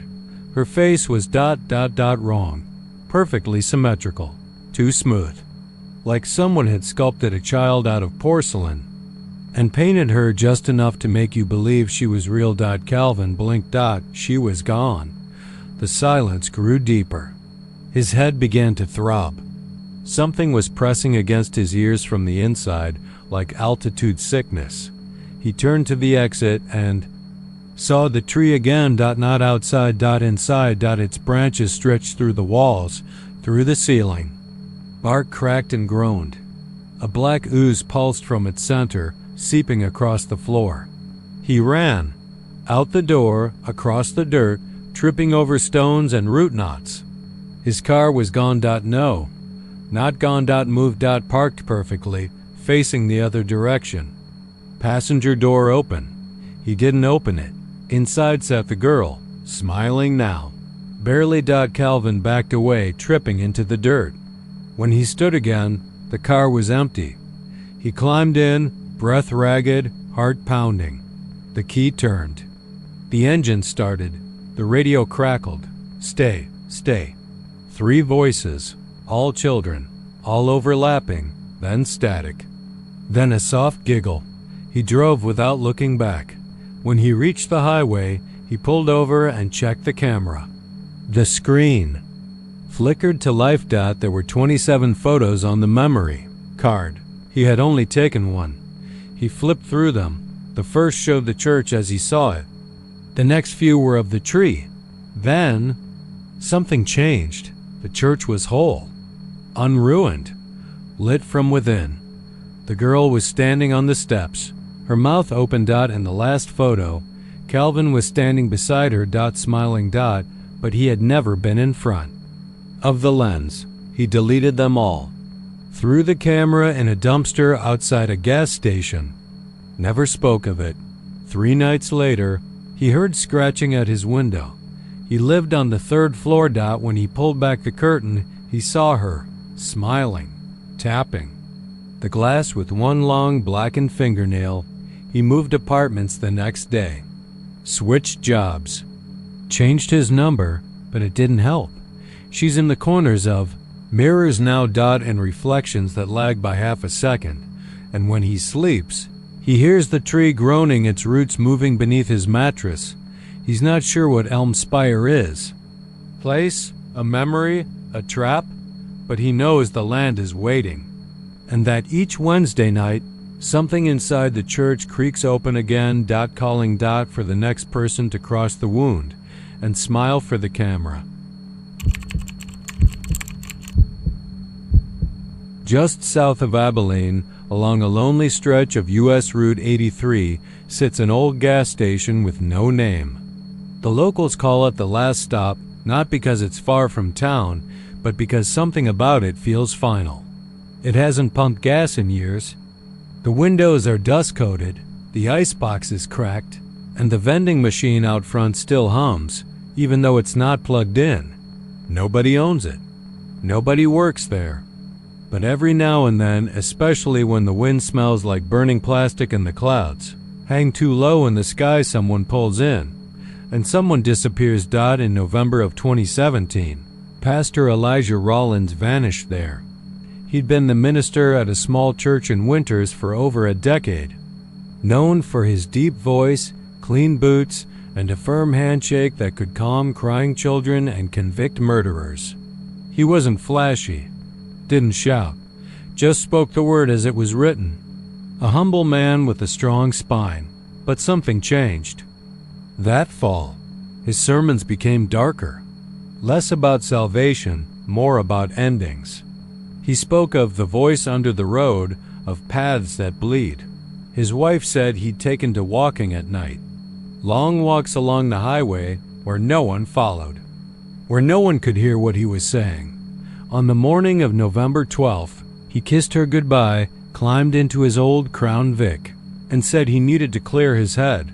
She never saw him again, but a rancher did. Around dusk, he spotted Elijah's car parked at the last stop. The engine was off. The door was open. The headlights were still on, aimed at the empty service bay where a broken jack stood alone like a crippled limb.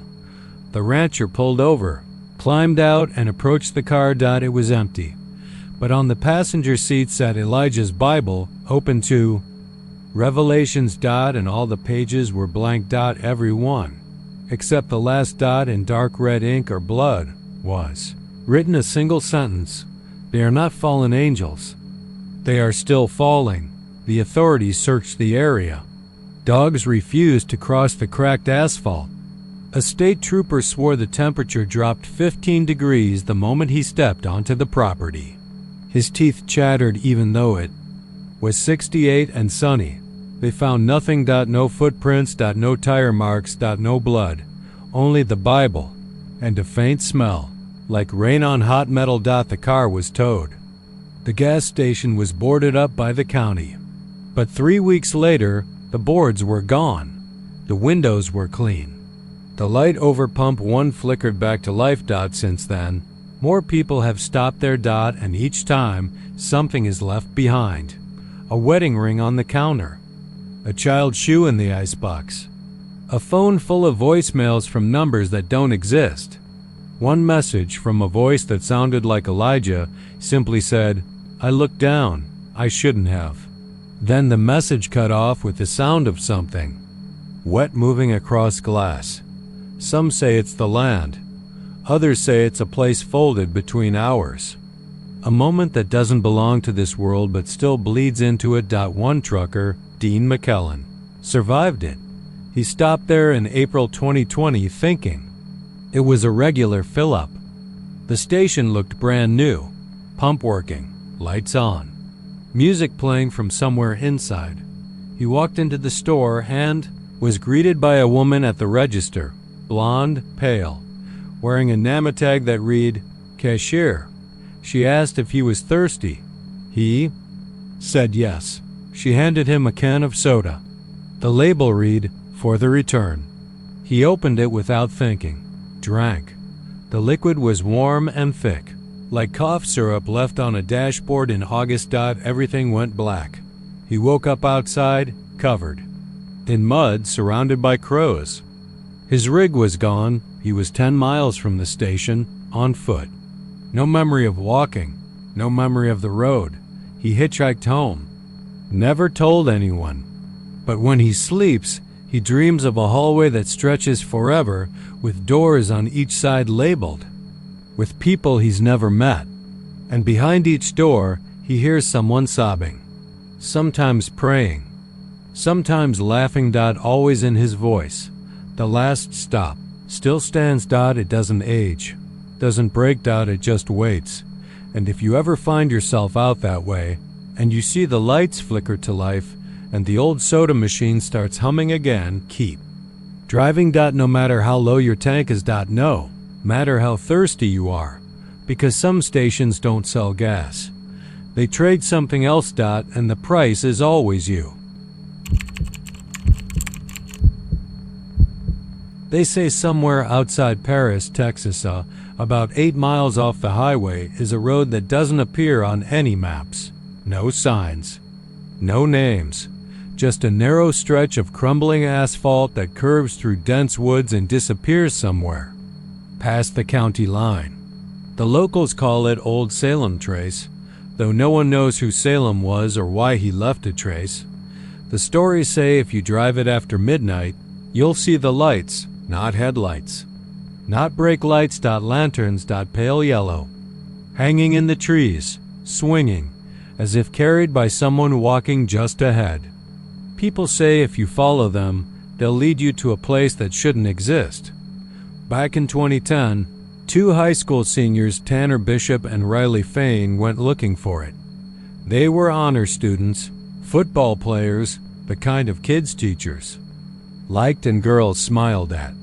But small-town boredom hits everyone eventually, and when they heard the rumors from an older cousin about the trace, they couldn't resist. They left just after 11 p.m., driving Tanner's rust-red Chevy Silverado. CAM footage shows them laughing, smoking, talking about what they'd do if they saw the witch. The video is grainy, but you can hear it all clearly. At 11:48 p.m., the road curves. The woods grow thicker. The laughter dies down. At 12:02 a.m., Tanner says, "What the hell is that?" The camera shakes. Riley leans forward. Then silence. You can hear a faint jingling, like wind chimes or old metal chains. And then the lights appear. Small glowing orbs, swaying in the trees. 3. Then 5. Then more. No poles. No wires, just floating, moving deeper into the forest. They follow. At 12:09 a.m., the dash cam goes black. Neither of them came home. The truck was found 3 days later, parked in the center of an old, overgrown field about 7 miles off the highway. The tires were flat. The battery was drained, but the doors were locked. And on the inside of the windshield, scratched with something sharp, were 3 words: "Still behind us." The investigation led nowhere. Dogs refused to track past the edge of the trees.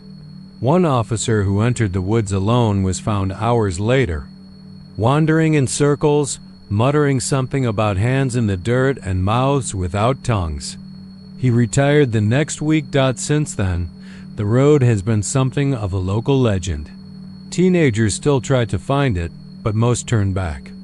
The GPS scrambles. The forest feels too quiet, and the air smells like burnt copper, like coins that have been inside someone's mouth for too long. But not everyone turns back. In 2017, a man named Caleb Morton went looking for it. A blogger from Austin, known for chasing urban legends and cursed places. He'd filmed himself in a ghost town near Terlingua, slept in an abandoned prison in Louisiana.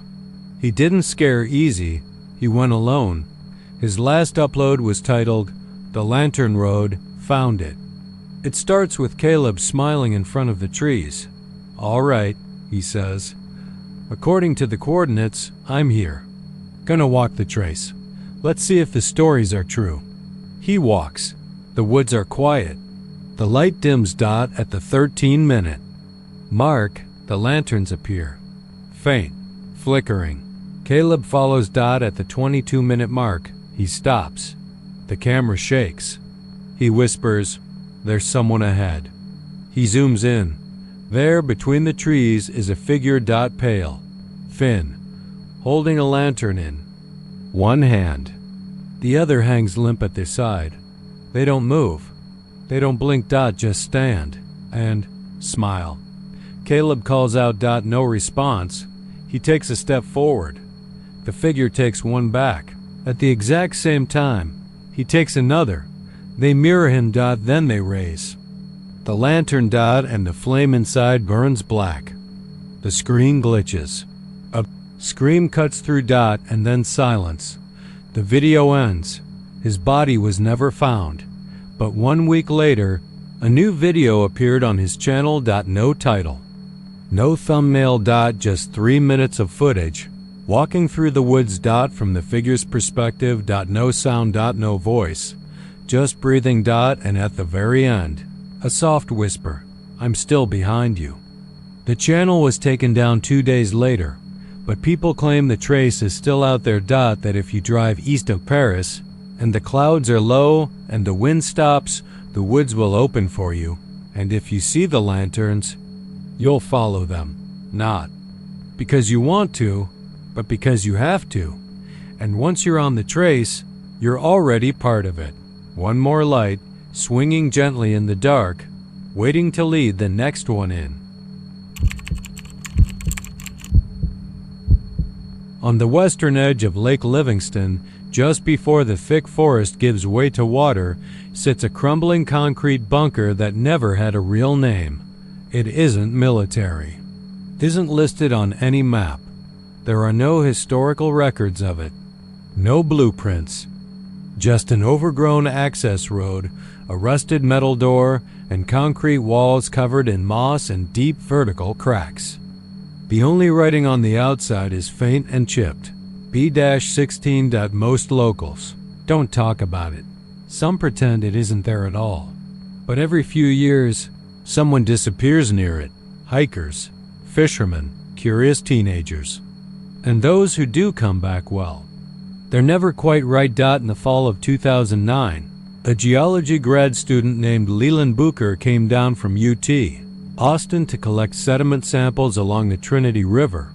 He was a quiet kid, smart, wore glasses, carried field notebooks everywhere. He was staying in a cheap motel in Livingston, working solo, and decided to extend his trip by a day when someone at the gas station told him about a hidden structure out near the lake. Old Army testing site, the man said. Bored? Go knock on the devil's door. Booker wrote it down. B-16. He left the motel at 6:40 a.m. on October 2nd with 2 bottles of water, a flashlight, his GPS, and his notebook. He never checked out. His car was found on a dirt trail near the water, parked neatly under the shade of an oak. All his equipment was in the trunk. The driver's door was wide open. Keys still in the ignition. The passenger seat was wet. Not rained on wet, soaked, like something had been dripping there for hours. His notebook was found in the back seat, filled with shaky handwriting. Most of it was unreadable, except for one line, repeated over and over in smaller and smaller script, until it turned into a cramped scrawl. It's not a bunker. It's a mouth. A search party was formed. Dogs wouldn't approach the structure. The 2 officers who entered claimed it was empty, just concrete and stale air.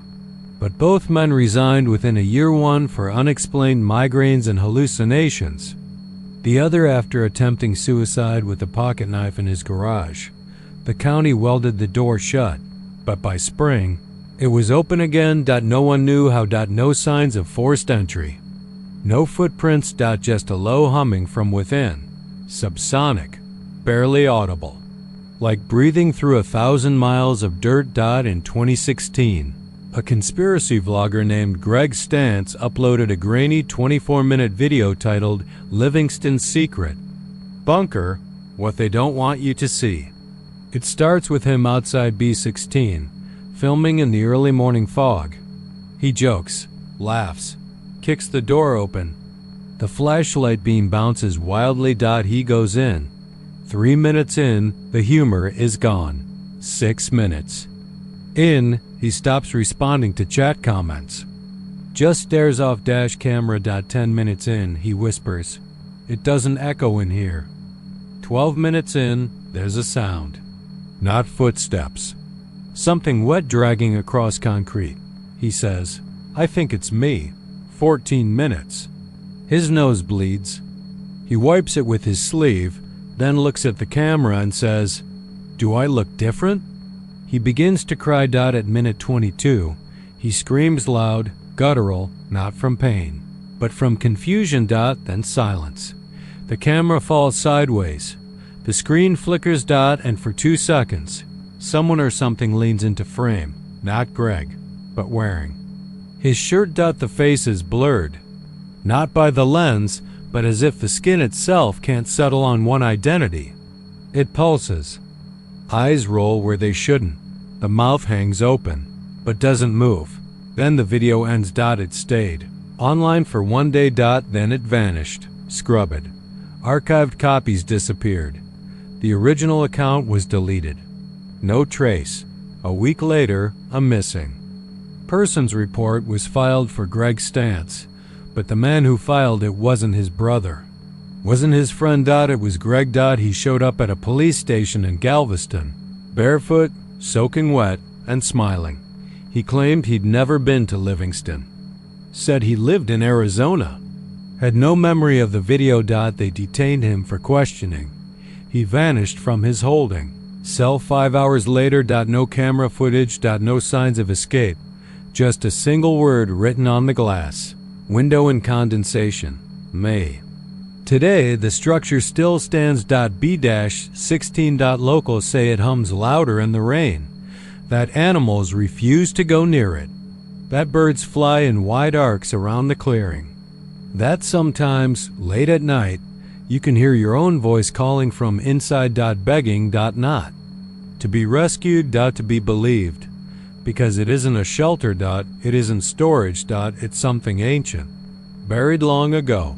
Maybe before anything we called human walked this state, and it's hungry for memory. For identity. For form. If you listen long enough, it learns you. And then it wears you. Like a coat. If you drive west out of San Angelo toward Mertzen, past a bend in the road where the hills rise into scrubland, you'll come across a small wooden sign hammered crooked into the ground. It reads, Whistler's Bend, established 1911, but there's no town there. No homes. No buildings.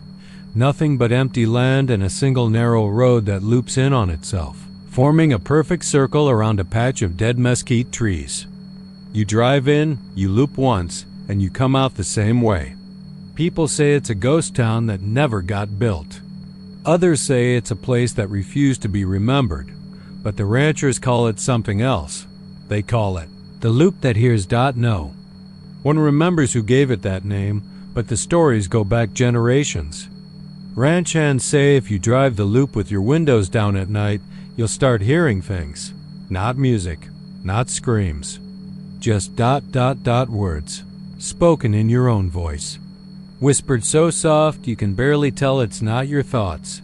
And if you drive it more than once, if you make a second loop, the voice starts to answer. In 2012, a man named Curtis Stellan made that loop. Twice. Curtis wasn't a drifter, wasn't a thrill seeker. He was a 48-year-old insurance agent from Lubbock who had recently lost his wife to ovarian cancer. A quiet man, logical, kept to himself. No known history of mental illness. But after she died, something broke in him. He stopped going to work, stopped answering his phone. Then, one day, he just started driving. No destination, no plan. He ended up at Whistler's Bend by accident. He left the highway and followed the side road until he reached the loop. According to the mileage logs from his rental car, he circled it 3 times. The sheriff's deputy found the vehicle at 4:22 a.m., parked in the center of the loop. Doors open, headlights on, keys still in the ignition. Curtis was kneeling in the dirt about 30 feet away, both hands pressed over his ears. He was whispering, "Make it stop. Make me stop. Please." He was taken to the county hospital, sedated, and questioned. All he could say for 2 days was, it knew her name. It said it loved her too. After discharge, he moved into a VIA rehab facility near Amarillo. He died 7 months later. Slit his wrists with a toothbrush. No suicide note. Just a single phrase scratched into the wall behind his bed with the end of a spoon. I said it once. It said it louder. That might have been the end of it, just another story buried in rural Texas, but the case caught the attention of a young linguist from UT named Megan Fletcher. She specialized in sonic hallucinations and language anomalies and had heard whispers, academic ones, of a phenomenon tied to that area. She took a trip to Whistler's Bend in April 2015. She came prepared. High-end recording equipment, thermal cameras, sound dampeners, and a friend from her department to observe and document. They arrived at 7:13 p.m. The first loop was quiet, just brush and wind and the whine of insects. On the second loop, the recording captured something strange, a faint echo of Megan's voice saying, "Turn right." Even though she had never spoken those words, she pulled over, unnerved. They reviewed the audio. 3 times, the phrase repeated, But each time, it became less like her voice. The pitch shifted. The tone flattened. The breath between words grew wider. On the third loop, the air turned thick so dense it buzzed in their ears like pressure before a storm dot. And then the voice came back. But now it was outside. The recorder dot clear, louder. From the backseat dot her colleague screamed. They drove out dot fast. The thermal cam footage later revealed something Megan didn't see at the time. A shape sitting in the back seat of her car during that final loop. It had no temperature signature, no heat. But it was there, tall, gaunt, its head tilted, almost listening. Its arms too long. One hand pressed lightly against the back of Megan's seat, and it was smiling. The university buried the footage. Megan left academia within a year. She doesn't speak publicly about what happened. But in a rare podcast appearance in 2021, she said this: "It doesn't make sound. It becomes sound. It waits. And when you talk out there, it listens. Then it talks back. And if you let it speak long enough, it learns your voice better than you do." Since then, only a few people have dared visit Whistler's Bend. The road remains empty, but those who go say the brush moves without wind, that their radio's cut out, that sometimes, when they check their voice messages afterward, there's one. They never left just a whisper. Their own voice, saying, "I'm still here." Some believe the loop is a transmitter. Others believe it's a mirror. But there's one theory that makes the most sense. The one even locals whisper behind their hands. That Whistler's Bend is not a place, it's a mouth. And it's waiting to repeat you. Somewhere outside of Elgin, between Bastrop and Manor, there's an abandoned stretch of rail line the locals call the Flat Track. It's not on any modern maps. The trees have grown so thick around it, you'd never know it existed unless you were looking for it, or unless it was looking for you. The story goes that the track used to connect a logging mill to the Southern Pacific Main Line back in the early 1900s. But something happened. Something that made them tear up the schedule logs and seal the depot records in a locked file in the Travis County archives. Some say there was a crash. Others say a train disappeared entirely. But the most whispered version, told low over coffee in old diners, says the track wasn't laid straight. It was built over something. Something that doesn't want to stay buried. In 2014, a surveyor named Mark Harlan was hired by a small development firm looking to expand residential lots out near County Road 71. His job was simple: walk the old railway corridor and mark the land boundaries. He started at 9 a.m. His last radio call came in at 10:47 a.m. All it said was, "I think I'm being followed." They found his truck at the trailhead, keys still in the ignition, lunch untouched in the passenger seat. His heart had sat in the dirt about 30 feet into the woods. There were no footprints past that, no drag marks, no sign of struggle. Just. Nothing. They searched for 5 days. Helicopters, K9 units, drones. Not a trace. But on the 6th morning, something strange happened. His GPS unit pinged once. A mile deeper into the forest, along a portion of the rail line that shouldn't have existed anymore. They followed the signal and found a single stretch of rail, rusted but intact. 100 feet of steel, silent, still. Lying on the track was Mark's phone. It had no signal. No power. But etched into the screen deep, scratched from inside the glass, was a sentence: "The train isn't gone. It's late." The line was sealed off.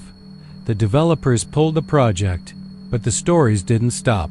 Hikers reported hearing distant horns in the forest, long, low, mournful. Always around 3 a.m. locals began finding strange things near the tracks. Bits of coal, fragments of glass that looked like shattered windows, rusted bolts too heavy to carry. One boy claimed he saw a lantern floating through the woods, bobbing like it was swinging from the hand of a conductor who was still walking his route.